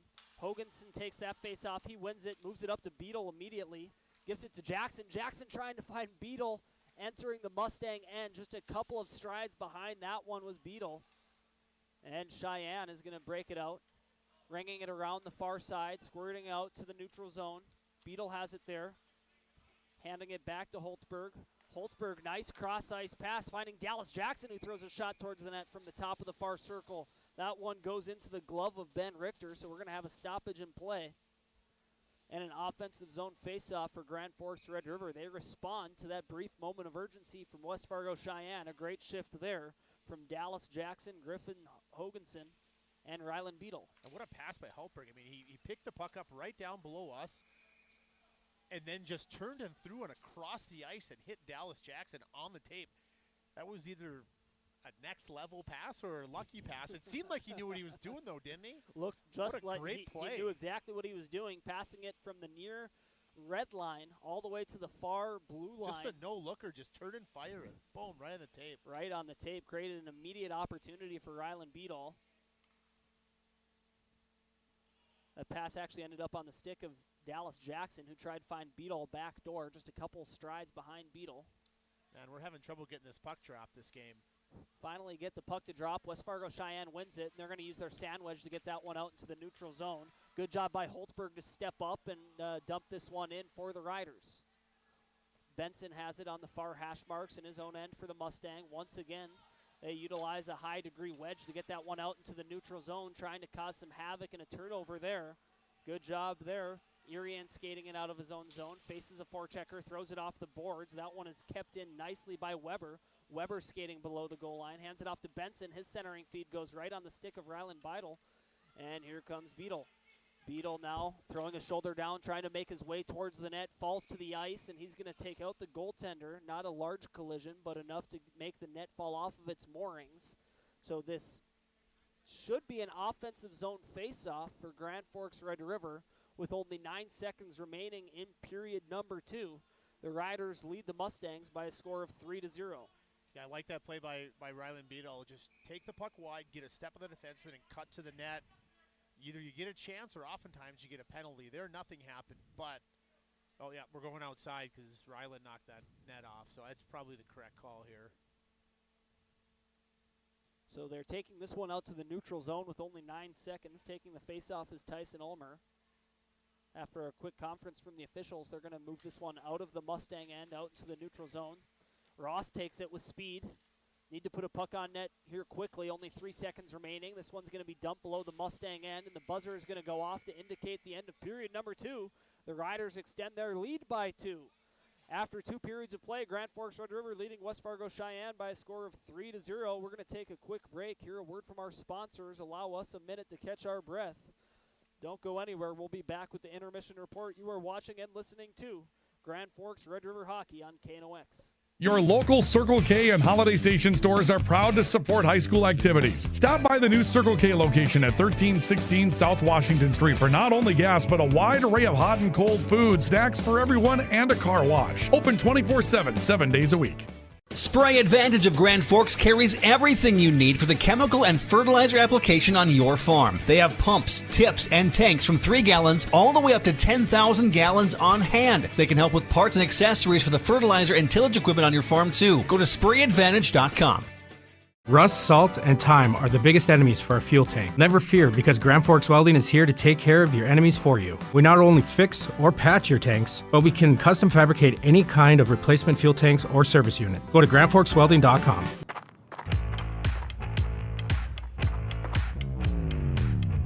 When you're in pain, you need more than just a doctor. You need a problem solver. Count on All True Orthopedics and Sports Medicine and get back to what moves you. Today, the PS stands for proper service for your home, farm, or business, which is what you'll get from the team at PS Garage Doors in Grand Forks. Whether you need a door fixed or just thinking about replacing what you already have, no matter what the size, PS Doors offers the proper service for you. Get your proper service at psgaragedoors.com. Apex Apparel is your quick turnaround apparel and promotional item shop in Grand Forks. If you're looking for direct-to-garment printing, embroidery work, or a huge selection of promotional items, come to Apex Apparel, your locally owned, family-run, quick turnaround apparel shop in Grand Forks. Grand Trailer Sales in East Grand Forks is your go-to spot for enclosed utility, flatbed, and dump trailers in the Red River Valley. They have the biggest selection on hand of trailers with great pricing. If you're looking for parts, service, or simply to buy, trade, or rent a trailer, stop into East Grand Forks. GrandTrailersSales.com. Your family deserves clean, filtered water. High Plains Water offers Millennium Drink Water System, which delivers great tasting water and also eliminates harmful impurities. Professionally installed and maintained by High Plains Water of Grand Forks. See them at highplainswater.com. Welcome back to our coverage of Grand Forks Red River hockey. The Riders leading the Mustangs by a score of 3-0, getting 2 goals in that second period. One coming off of the stick of, they had one from Ryan Wozvik and the other one coming off the stick of Dallas Jackson. First period goal adding on to Ray Dusick's first period tally. This intermission report is brought to you by High Plains Water, your home's clear choice for awesome water, and Grand Forks Welding and Machine. The Men of Steel. Sam Jensen, I've been providing play-by-play commentary this evening. Alongside me is my partner Ryan Kuntz, providing excellent color commentary for us throughout this matchup and all season long. Behind the camera, we have Luca Carpenter, and back at the studio, we got Dean Braseth keeping us on air and sounding good on air. That is 1310 AM, 107.9 FM, KNOX, and our video stream can be found at knoxradio.com under the live sports tab. Right now, let's take a look at the highlights from that second period. We got 2 goals to take you through. This first one is a goal courtesy of Dallas Jackson. This is actually the Ryan Wozvik, the third goal that we got from Wozvik, coming all the way down the ice and just sniping the goaltender short side high. So a great job by Wozvik. Let's see what we... When you need the right part for your pickup, head... Here. And this is the other highlight of Wozvik, so I apologize for that. We're going to work to try get that Dallas Jackson highlight provided to you. These highlights are courtesy of American Family Insurance, Tyler Nagel Agency. So welcome back here, Ryan. That was an amazing period of hockey for Grand Forks Red River, and you noticed it early before they even got that first tally on the board in the second period that they came out with an extra pep in their step, and they've continued to play a complete 200-foot game. Yeah, and I think that's probably the message from the coaching staff after what happened in North, up 6-2. Again, I wasn't there, I didn't see, but I'm assuming there was some complacency set in at 6-2 that allowed North to rip off 5 unanswered goals. So, again, I'm sure the message after the first was keep going. The message in that locker room right now is do not let your foot off the gas, because they had a really good period. Tons of chances. We saw odd man rush after odd man rush. They're sending guys, springing guys in the neutral zone. Great period for them. Again, you mentioned it. Sheyenne had a little push there. Shots at 1.175, ended 19-13, so there was a little bit of push from Sheyenne there. But overall, I think Red River did a pretty good job defensively. Most of those shots were from the outside. They were one and done. There were no rebounds or no odd mans. It was just make the save, kill the play, done. Great job, a complete defensive effort from Grand Forks Red River, their forward group, their defensive group, and a great job by Rylan Carenta. He stopped all 13 shots that have made their way on frame so far here this evening. Last we've heard out of Bemidji, Grand Forks Central was trailing Bemidji by a score of 3-2. We'll continue to keep you updated on that game as those updates become available to us. Also, throughout that second period, Ryan, you mentioned early on the intentional effort of Grand Forks Red River to kind of stretch the ice. As soon as a defenseman gains possession in the defensive zone, those wings are flying out of the end. The center is flying out to the neutral zone, and that created more than a handful of odd man rushes for Grand Forks Red River. Yeah, best case scenario in those situations, Sean, you get an odd man rush. Worst case scenario, you throw the puck up the ice, your forward tips it in, it goes from your end to their end in 2 seconds. Another scenario, you send those guys high like that, it stretches out because those Cheyenne defensemen now have to honor those Rider players back. If they don't, it's an odd man. If they do, it just opens up the ice so the breakouts become easier. So really good job by Red River to recognize those chances to do that, stretch their forwards, and take advantage of that.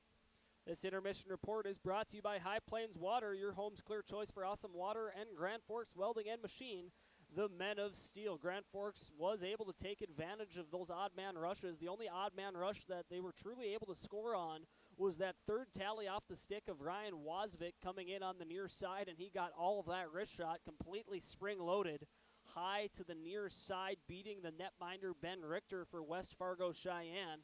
The other 2 goals came from shots, one from the outside, the second tally, the first of the second period. That one came from the point. Dallas Jackson was waiting for it and got the rebound. In the first period, Ray Dusick got one off a rebound from a shot that was in tight. So we've seen Grand Forks doing it both ways, using their skill and also being in the right place at the right time. Yeah, and we also talked about face-offs, and face-offs became kind of the story of that second period. Both goals. Or I'm sorry, just the Wozvik goal off the face-off. But Tyson Almer, who all that kid does is win face-offs, won that drawback in the defensive zone and turns into a goal. Right place, right time, right? Making plays when you need to. Also, I don't know if you saw it. Did you see Tyson Almer on this last draw?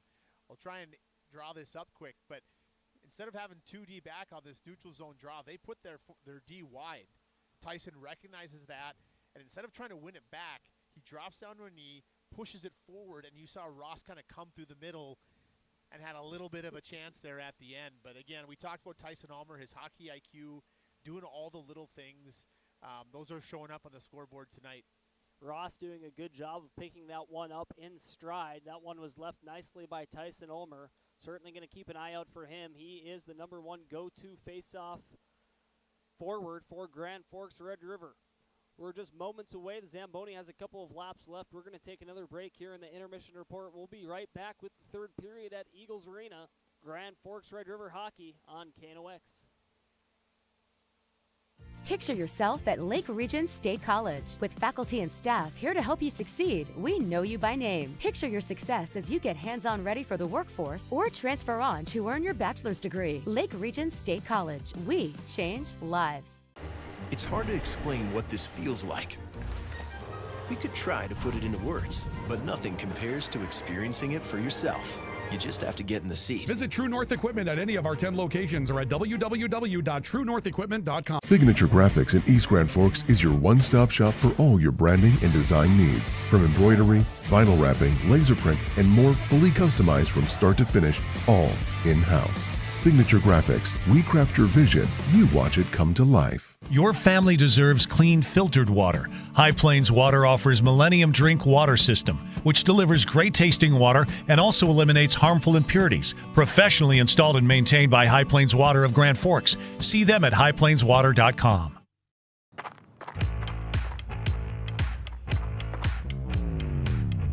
When you're in pain, you need more than just a doctor. You need a problem solver. Count on All True Orthopedics and Sports Medicine and get back to what moves you.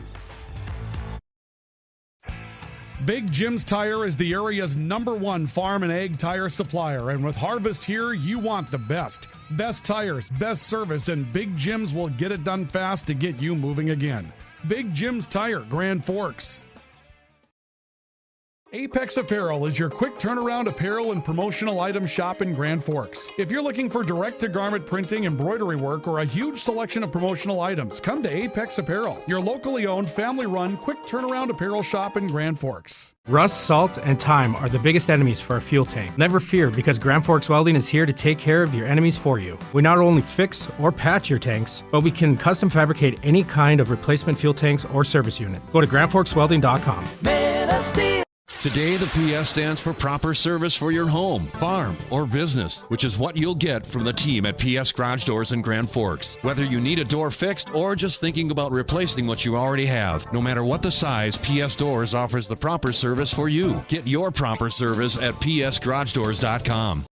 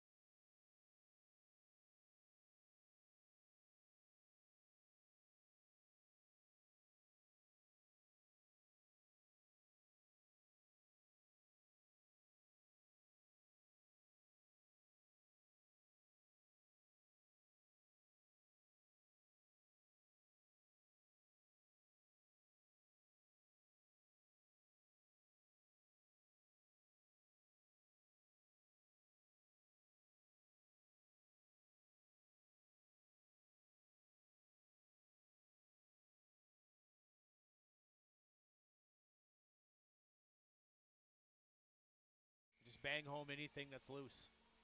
Cliches are cliches for a reason. West Fargo Cheyenne, this next goal is going to be increasingly important if they want to have a chance to mount a comeback against Grand Forks Red River here in period number 3. That will wrap up our second intermission report. That intermission report brought to you by High Plains Water and Grand Forks Welding and Machine. And a thank you to our premier network sponsors, Roughriders Turf and Forage and Grand Trailer Sales, giving us extended coverage of high school athletics in the greater Grand Forks region all season long, all year round. So please make sure to support the businesses that are read off during the commercial breaks and the ad live reads that we provide. Make sure to support those who support us here at KNOX Live Sports. Getting ready for the start of period number 3 here. The goal scorers thus far. Ray Dusick got it started in period number 1. That was the only tally of the opening frame. Dallas Jackson continued the party in the second period, and then later on, Ryan Wozvik has the final goal for the Roughriders. That gives us our 3-0 score as the puck is down and we're playing the third period of hockey here at Eagles Arena. Grand Forks Red River moving from right to left. West Fargo Sheyenne moving from left to right. Sheyenne breaking the puck out of their own zone. Just chip it out to the neutral zone. Back to play it there is Irian. Irian throws it back out to the red line. Sheyenne goes D to D. Weber has it. Nice stretch pass through the neutral zone. Broken up nicely by Holtberg. Holtberg turns that one over and dumps it into the Sheyenne end. Irian holds the zone.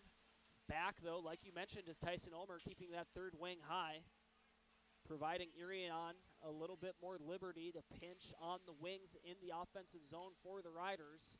Grand Forks now operating behind their own goal line. Irian trying to go D to D. That one takes an odd bounce, almost created an opportunity for West Fargo Sheyenne. They maintain pressure in the offensive zone.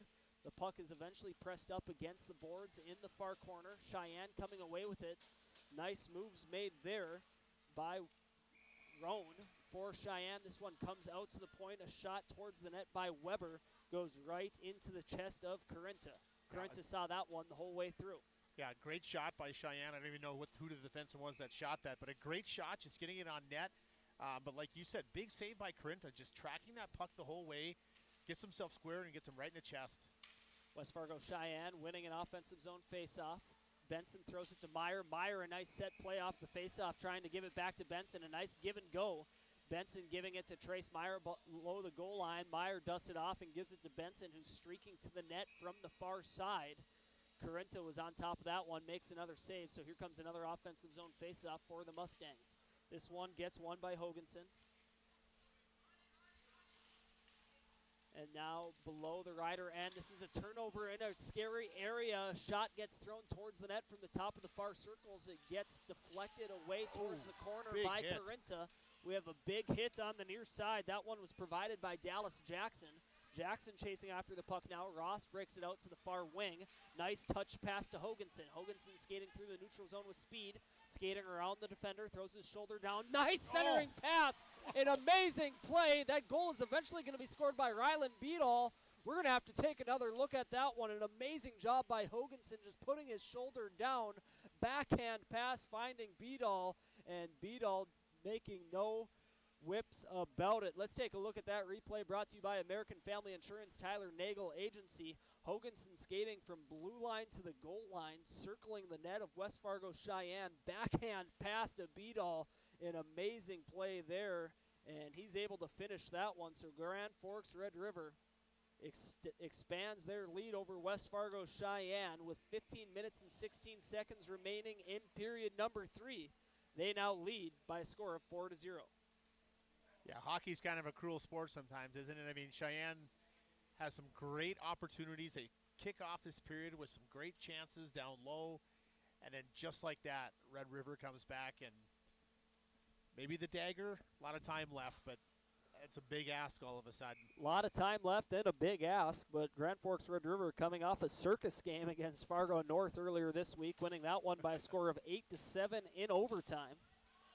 But they certainly, message received, they want to keep their foot on the gas pedal.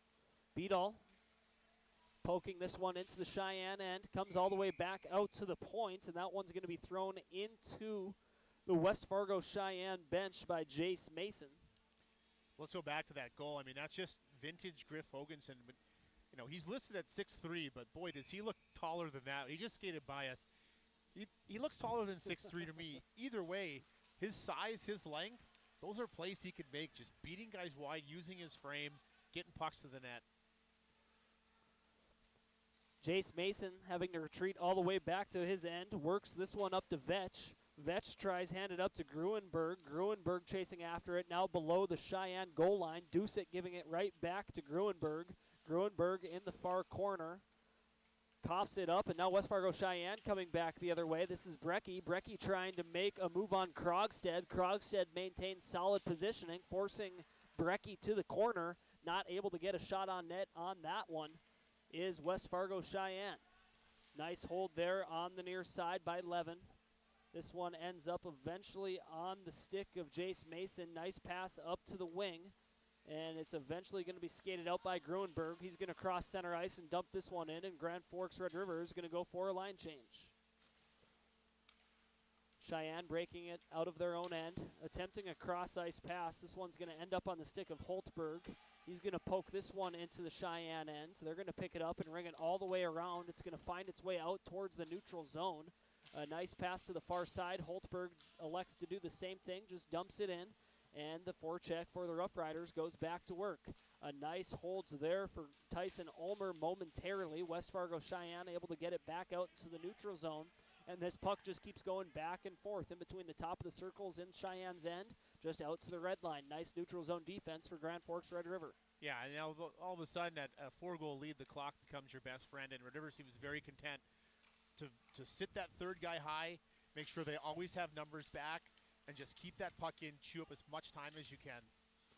Wozvik throwing a shot towards the net, hits traffic on its way. West Fargo Sheyenne had an opportunity if they were able to maintain possession. Now here comes a chance on the far side. Skating is Beadall. Beadall trying to go to his backhand. Nice save there from Ben Richter for West Fargo Sheyenne. The puck stays in the Mustang end. Another great pass by Griff Hoganson. Just a backhand pass across the ice. Just threw it to an area and let Beadall skate right into it. Unbelievable. Offsides for Grand Forks Red River as they enter the zone. That's going to be a stoppage in play. 12 minutes and 45 seconds remaining in the third period. Grand Forks in complete control of this game against West Fargo Sheyenne. They lead by a score of 4-0 on our All-True Health System scoreboard. Yeah, it'll be interesting here as we hit 13 minutes left just to kind of watch Red River and how they position themselves. Watch that third guy and just see how he sits back, and if that's kind of their game plan, you said, to just chew this clock up for the rest of this period. Sheyenne gets possession in their own end. They're going to dump this one all the way down, so that's going to be an icing. You can certainly tell a different style of play for Grand Forks Red River since they netted that fourth one, and you can note that they're very comfortable to continue to let that clock bleed out and put an emphasis on just dumping it into the Mustang end, right, and just keeping just guys make back. Them go 200 feet, nothing free. The other thing, too, is you have to figure at four down, Cheyenne's going to have to take some chances, and that's just going to open them up for mistakes and opportunities for Red River. Here comes an opportunity. Trace Meyer making his way towards the net, not able to get around Ross, so nice defensive positioning there for Grand Forks Red River's junior defenseman. Now skating it out for Red River is Dallas Jackson. His centering feed is broken up momentarily. Ross trying to collect it in his own end. Eventually able to maintain possession. His cross-ice pass goes off the skates of Dallas Jackson. He picks it up and performs a beautiful cross-ice pass all the way to Rylan Beadall. Rylan Beadall then dumps it into the Cheyenne zone and takes chase. The Mustangs able to get possession almost immediately. This one's going to come up to Benson. Benson not able to get that one around Jace Mason. Jace Mason picks it up and tries to skate end-to-end. Has it poked away momentarily. Now here's a chance for Gruenberg. Gruenberg coming in all alone. Has that one stopped by Richter. A 2-on-0 opportunity for the Riders. I think Gruenberg and Mason were surprised. All of a sudden they found themselves on a 2-on-0 somehow. I think they kind of misfired on that one. They just didn't realize they had that break. They looked up and they realized they were on a 2-on-0. They must have caught West Fargo Cheyenne in a defensive line change. Here's another chance for Gruenberg all alone in front. This time it goes off the shoulder of Richter and falls right in front of him. He's going to hop on top of it for a stoppage in play. So a couple of chances there for Cale Gruenberg, the junior forward for Grand Forks Red River. And both times I think he was surprised with how much open ice was around him. Yeah, I think, like you said, both times they looked up and assumed there would be somebody there, and there wasn't. But got a little shocked and they said misfired on a couple. Although that one was a nice little play, just didn't score. Good save by Richter. Good save by Richter to prevent a goal from Gruenberg. Here's a chance for Wozvik, backdoor. Goes hard off the back glass, comes all the way back out to the point, unable to control it. There is Mason. Here comes West Fargo Cheyenne. Burns getting faced by a Reed Krogstad hit. Krogstad able to effectively separate the West Fargo Cheyenne forward from the puck. Tyson Ulmer then skates it around his own net to the near wing, but West Fargo Cheyenne does a good job of holding the zone. Jace Mason throws that one off the near boards, able to get it out into the neutral zone. Picking it up there for West Fargo Cheyenne is Yistabo. He's going to dump that one in. Back to get it is Mason. He's going to battle a West Fargo Cheyenne forechecker in the near corner. That one's eventually going to be picked up by Tyson Ulmer. He rings it all the way around to the far side. Caden Ulmer gave chase, but this one finds its way back to Tyson. Tyson, below his own goal line, chips it off the far glass. Wozvik gives chase using his large frame, not able to get a stick on it. West Fargo Cheyenne collects it, crosses center ice, and dumps it in. Back to get it is Mason. He gives this one to Tyson Ulmer. Tyson Ulmer trying for a nice stretch pass, trying to find Beadall streaking down the far side. Reed Krogstad is looking for opportunities to hit anybody he can. That's about his third in the last, 40 seconds. That one, he just kind of sat there and waited to make the hit. Here's a chance now for Dallas Jackson. If he hurries, he collects it on the near goal line in the Mustang end. Not able to gain possession. The Mustangs chip this one high off the glass out into the neutral zone. And now they're going to gain possession on their own blue line. Skating with it for the Mustangs is going to be number 9. Now this one finds its way back below the goal line of the Mustangs, trying to ring it around to the far side. Hoganson stops it there. Centering feed attempted by Beadall, trying to find Jackson, gets broken up, comes back to the neutral zone. Grand Forks Red River, Irion regroups. Now here comes Beadall on the far side, coming in all alone. Shot trying to go near side is high and wide. It reflects back to the near point, squeaks back out to the neutral zone. Red River regathers themselves. That did not look offsides from my angle right there, but the referees have a better angle than we do with a slight blind spot. But Red River already with the 4-goal lead. They're keeping the foot on the gas pedal here in the third period. Yeah, I was out here saying how they're just going to sit back and chew this clock up, and they're not doing that. I mean, they're still being responsible, but they're still forecheck, pressure. Groenberg collects it on the near side below the face-off dot, rings it around to Ray Dusick. Ray Dusick able to effectively box out West Fargo Cheyenne defenders, skating towards, trying to make his way towards the front of the net, has it taken away from him. Now here comes Benson. He collects it, decides to move backwards, gives it back to his defenseman Weber. Weber tries to deflect it off the near boards, gets it out to the neutral zone, but that's broken up nicely by Grand Forks Red River and dumped right back into the Mustang end. Different play, same story here. Rost is separated from the puck. He's able to maintain possession in his skates. A nice check there by Benson on the far side in Grand Forks' end. Grand Forks able to poke it out to the near side. It gets out of the zone. Weber's going to collect it for Cheyenne and dump it deep. Here comes Rost, skating it out of his own end, moving through the neutral zone, entering Cheyenne's territory. Now below the goal line of the Mustang, his centering feed goes off a stick. Now coming the other way is Brecky. Brecky has this puck taken away from him by Caden Ulmer in the neutral zone. Ulmer has that one taken away from him. Wozvik looking for nothing but body on that one. And West Fargo Cheyenne Weber, the Mustangs are not able to solve the enigma that is Grand Forks Red River's neutral zone defense. Yeah, I mean, this is kind of what we talked about. This is the vintage Red River defense that we've seen.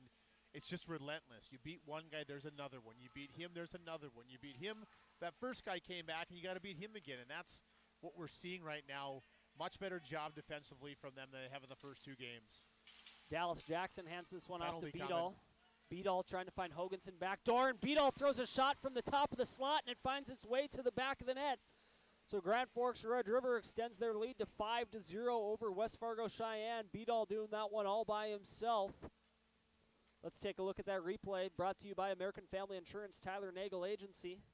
Solid forecheck. Beadall picks it up in the far corner, skates it around the zone, circling the wagons, finds a zone to shoot, throws it towards the net, and goes top glove side. Yeah, I love that play by Beadall. Just he comes across, and instead of just keep skating on his backhand, he turns himself towards the net, squares his body, takes a shot, and it's a goal. Vetch entering the zone quickly off the face-off from center ice, throws it towards the net, but that one is gloved easily by Ben Richter. And there was a penalty coming on that, too. The ref had his hand up for a call, so. So the penalty is negated because of the goal, but a good job by Beadall just adjusting his body and kind of an odd angle shot. The right-hander skating around from the far side would have been easier for a left-handed shot, but you see the strength from all angles from Ryland Beadall. Grand Forks Red River now leading 5-0 with just under 7 minutes remaining in period number 3. Odd angle shot there for West Fargo Cheyenne. Big save for Carinta. He's got no stick now, but huge save. Oh, Carinta without a stick, another save. That one goes to the far corner. West Fargo Cheyenne able to keep it in the zone. The teams are going to battle for it from the far face-off dot. The Mustangs still able to keep it in the end. Ultimately, the puck finds its way out into the neutral zone. Good job by Grand Forks Red River to get it out. That one was done by Mason Breno. Now here comes Yistabo. Yistabo skating through the neutral zone, throws a shot towards the net. The rebound comes to Roan. Roan throws it on his backhand. That's going to miss high. Unsure what the stoppage in play. Must have thrown it in. I think it hit the Red River bench and bounced back into play. So Red River clearing attempt goes into their own bench, so that's going to result in a defensive zone faceoff for the Riders. A big flurry of chances there for West Fargo Sheyenne, and Rylan Carinta doing a good job of keeping the puck out of his own net. Yeah, that might have been the first real test of the game for him. And there were about 3 in a row there, and he answered on all of them. Great job by him. Couple without a stick. Defensive zone faceoff won by Vetch for the Riders. This one goes back to Thomason. Thomason has that one taken away from him by Trace Meyer. Trace Meyer hands it back to the point. Bennett trying to find a way to the shot. Vetch with a couple of block shots at the point. Now nobody knows where it's at. It's in the feet of Thomason. A turnover, Trace Meyer trying to find Bennett back door. Now coming in a shot from the point. This one coming from Alexandrovich. That one misses high and wide. And Grand Forks Red River dumps it all the way down, but no icing. Ray Dusick providing a forecheck, trying to find his line mate. He has it taken away from him. And Trace Meyer skating it out of his own end, drops it back to Levin. Levin gets a pass returned to him that go into his skates. Grand Forks Red River applying some forecheck, trying to make him pay for it. The clearing attempt from the Mustangs goes into their own bench, so that's going to be another stoppage in play. This time with 5 minutes and 10 seconds remaining in regulation. Grand Forks Red River well on their way, headed towards their first regulation EDC victory of the season. Yeah, just a little too much east-west there from Sheyenne. That puck's got to get up the ice quick. They keep going back, forth, D to D. Puck ends up in their end when it should have been down in Red River zone. West Fargo Sheyenne wins the defensive zone faceoff. They cross center ice, and they flip this one high up into the air. Carinta does a good job of fielding that one in center field, gloving it standing up. And he's going to hold on to it, facing some pressure from some West Fargo Sheyenne forecheckers. So it's going to be a defensive zone faceoff for the Riders. Our clock is catching up on our video stream. Just under 5 minutes remaining in period number 3. The Riders leading the Mustangs 5-0. I don't think Brecky from Sheyenne knew. He had a 3-on-2 there. And instead of making a play on that, just kind of flipped one in, like you said, high on net. But could have been an opportunity for the Mustangs. Brecky elects to just flip that one in. Easy save for Carinta. Now Red River pokes this one out into the neutral zone, throwing some body. The victim of that one is Kava. We're going to see if we're going to get a penalty result out of this, or I think they're just going to blow the whistle because the puck quit moving on the far side on the blue line. So now we are officially caught up. 4 minutes and 28 seconds remaining in period number 3 on our All True Health System scoreboard. Hoganson taking the neutral zone faceoff for the Riders. Going up against Hassler. Hoganson wins this one cleanly. Finds its way back to Holtberg. Holtberg trying to find Dallas Jackson through the neutral zone. Has that one taken away by West Fargo Sheyenne. Only momentarily. Good job there by Holtberg. Trying to go D to D. Broken up. West Fargo Sheyenne collects it and throws it back down below the Rider goal line. Good job there by, that is Irion, preventing a centering feed from finding its way into the slot. Sheyenne continues to apply some pressure, almost a backdoor opportunity there to collect it for West Fargo Sheyenne, or for Grand Forks Red River. It was Hoganson. The Riders move it through the neutral zone, and they're going to dump it into West Fargo Cheyenne's end. Good hold on the far side by Hoganson. That puck does leak out into the neutral zone, so Red River had to touch up. That gives the Mustangs an opportunity to break it out, but still applying the pressure. This is Newbert, the fourth liner for Grand Forks Red River, trying to get on the score sheet. Roast has it, walking the blue line, throwing a shot towards the net, intentionally going wide. A great feed looking for Beadall. Beadall just a couple of strides behind that one. High IQ play by Rost. And West Fargo Sheyenne is able to collect it after Grand Forks Red River tries to pass it back to the point. Now here's an opportunity right on top of the crease. A chance for West Fargo Cheyenne's Iverson. And coming out to the top of his crease was Carinta to negate that opportunity. That was a grade A opportunity for Ian Iverson, almost a little too in tight for him to make a move. This one gets dumped all the way down, an accidental whistle from the referee. Yeah. And he immediately takes credit for that one, saying, my bad, blowing no whistle. The goalie stops it short of the goal line, so got to love an official taking credit for a mistake.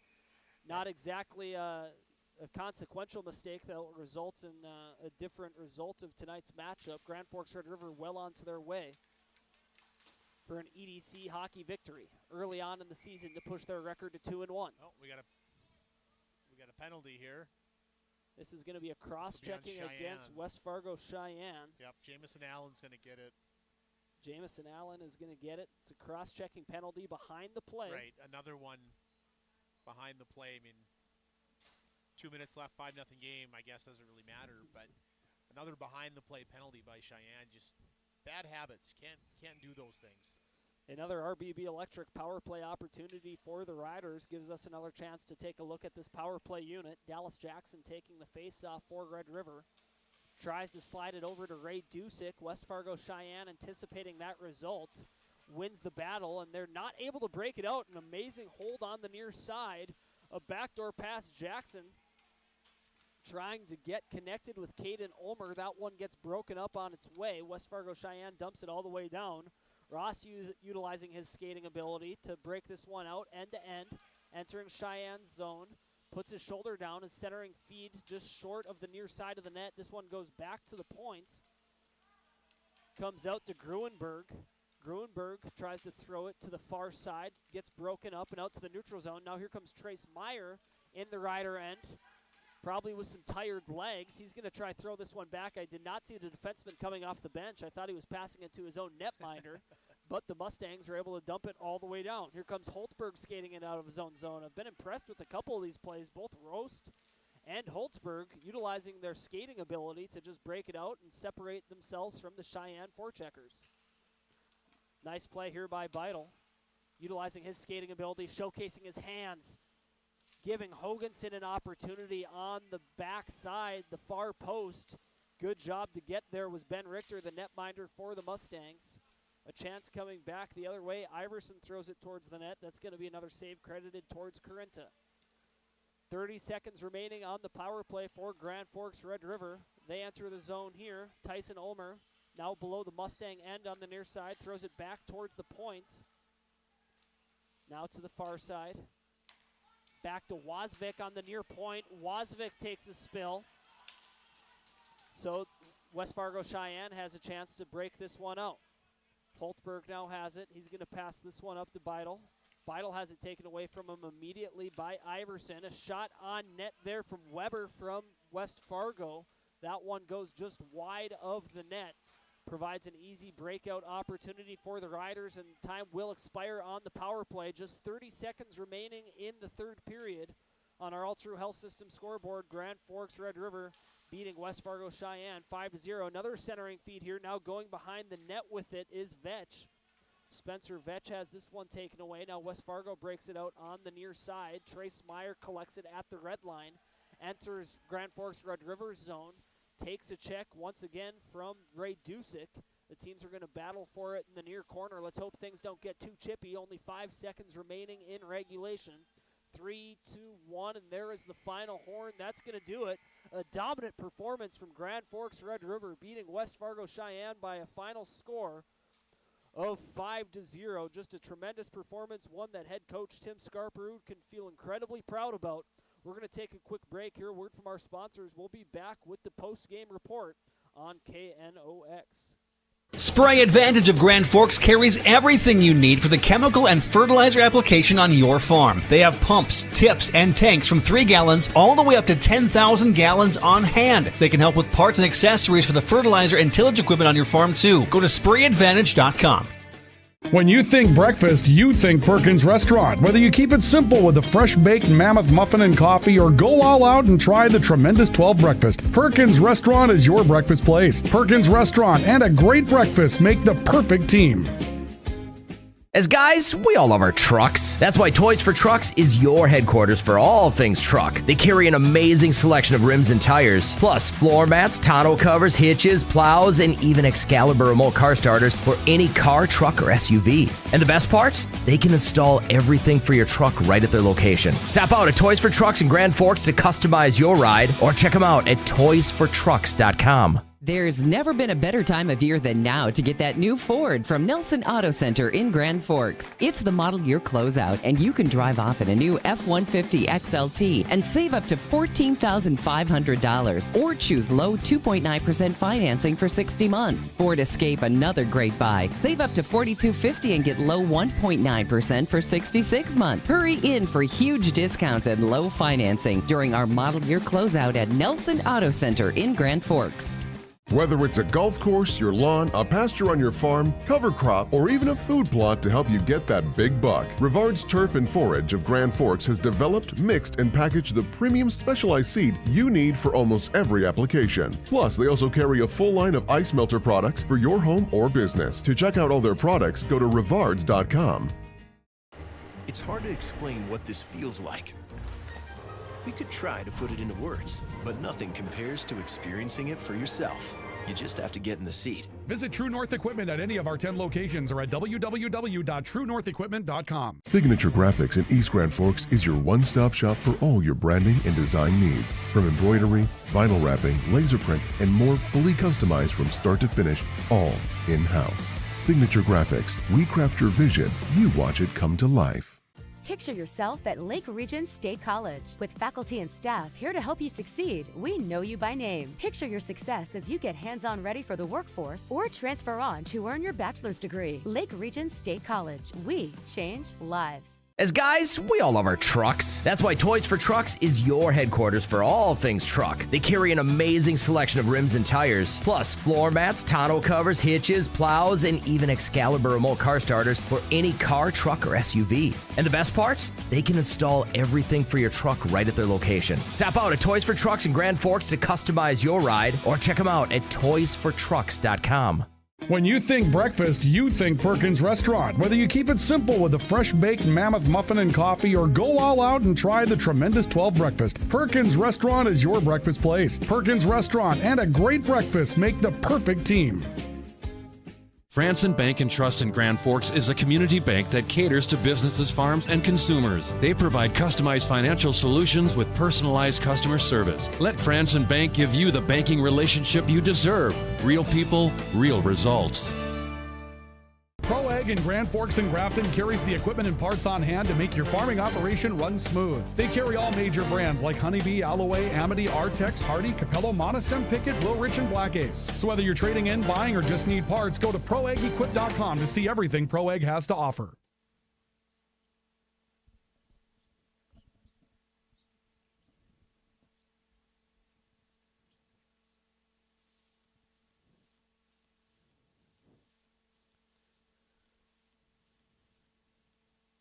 Welcome back, ladies and gentlemen, to Eagles Arena in Grand Forks, North Dakota. Grand Forks Red River defeating West Fargo Cheyenne in some early season Eastern Dakota Conference action. They win this one by a score of 5-0, and they lead West Fargo Cheyenne 28-21 in the shot department. You are watching and listening to the postgame show. The postgame show is brought to you by Lake Region State College. We change lives. And Spray Advantage, everything you need for the chemical and fertilizer application on your farm. We're going to take you through a quick scoring summary and then hand out some awards, and we'll send you on your way this Thursday evening. The scoring summary starting in first period at the 14:03 mark. It was a power play goal courtesy of Ray Dusick. The assist coming from Dallas Jackson and Colin Rost. Then moving forward to the second period at the 2-minute and 9-second mark, Dallas Jackson getting his second point of the night. This one coming at even strength, getting an assist from Jace Mason. Jace Mason throwing a shot towards the net, and Dallas Jackson picking up that long rebound and putting it home. Just 10 minutes later at the 12-minute and 25-second mark of the second period, this one once again coming at even strength after a defensive zone face-off. Coming away with it was Ryan Wozvik. Wozvik skating end-to-end. That assist is going to be courtesy of Jace Mason, so he has 2 assists in the second period. Just an amazing full-powered wrist shot from Wozvik. He's able to beat the netminder short side and high. And then in the third period, to round out our scoring at the minute and 44-second mark, Ryland Beadall had a goal at even strength, and that came off a beautiful feed from Griffin Hoganson. Hoganson putting his shoulder down, skating around the net, backhanded feed to Beadall, and Beadall making no whips about it, puts that one home. And then the final score of the night came at the 9:57 mark. This one went to Beadall again. He had 2 goals in that final frame, the assist courtesy of Dallas Jackson. So that culminates in a final score of Grand Forks Red River 5, West Fargo Cheyenne 0. All of those goals are brought to you by Bergstrom Electric, where the light does shine brighter. Right now, let's hand out a couple of our post-game awards, taking a look at the PS Garage Doors Player of the Game. The PS stands for Pride and Service. This time of year, the PS stands for Peaceful Season. Ryan, I'm going to let you choose who is worthy of tonight's PS Garage Doors Player of the Game.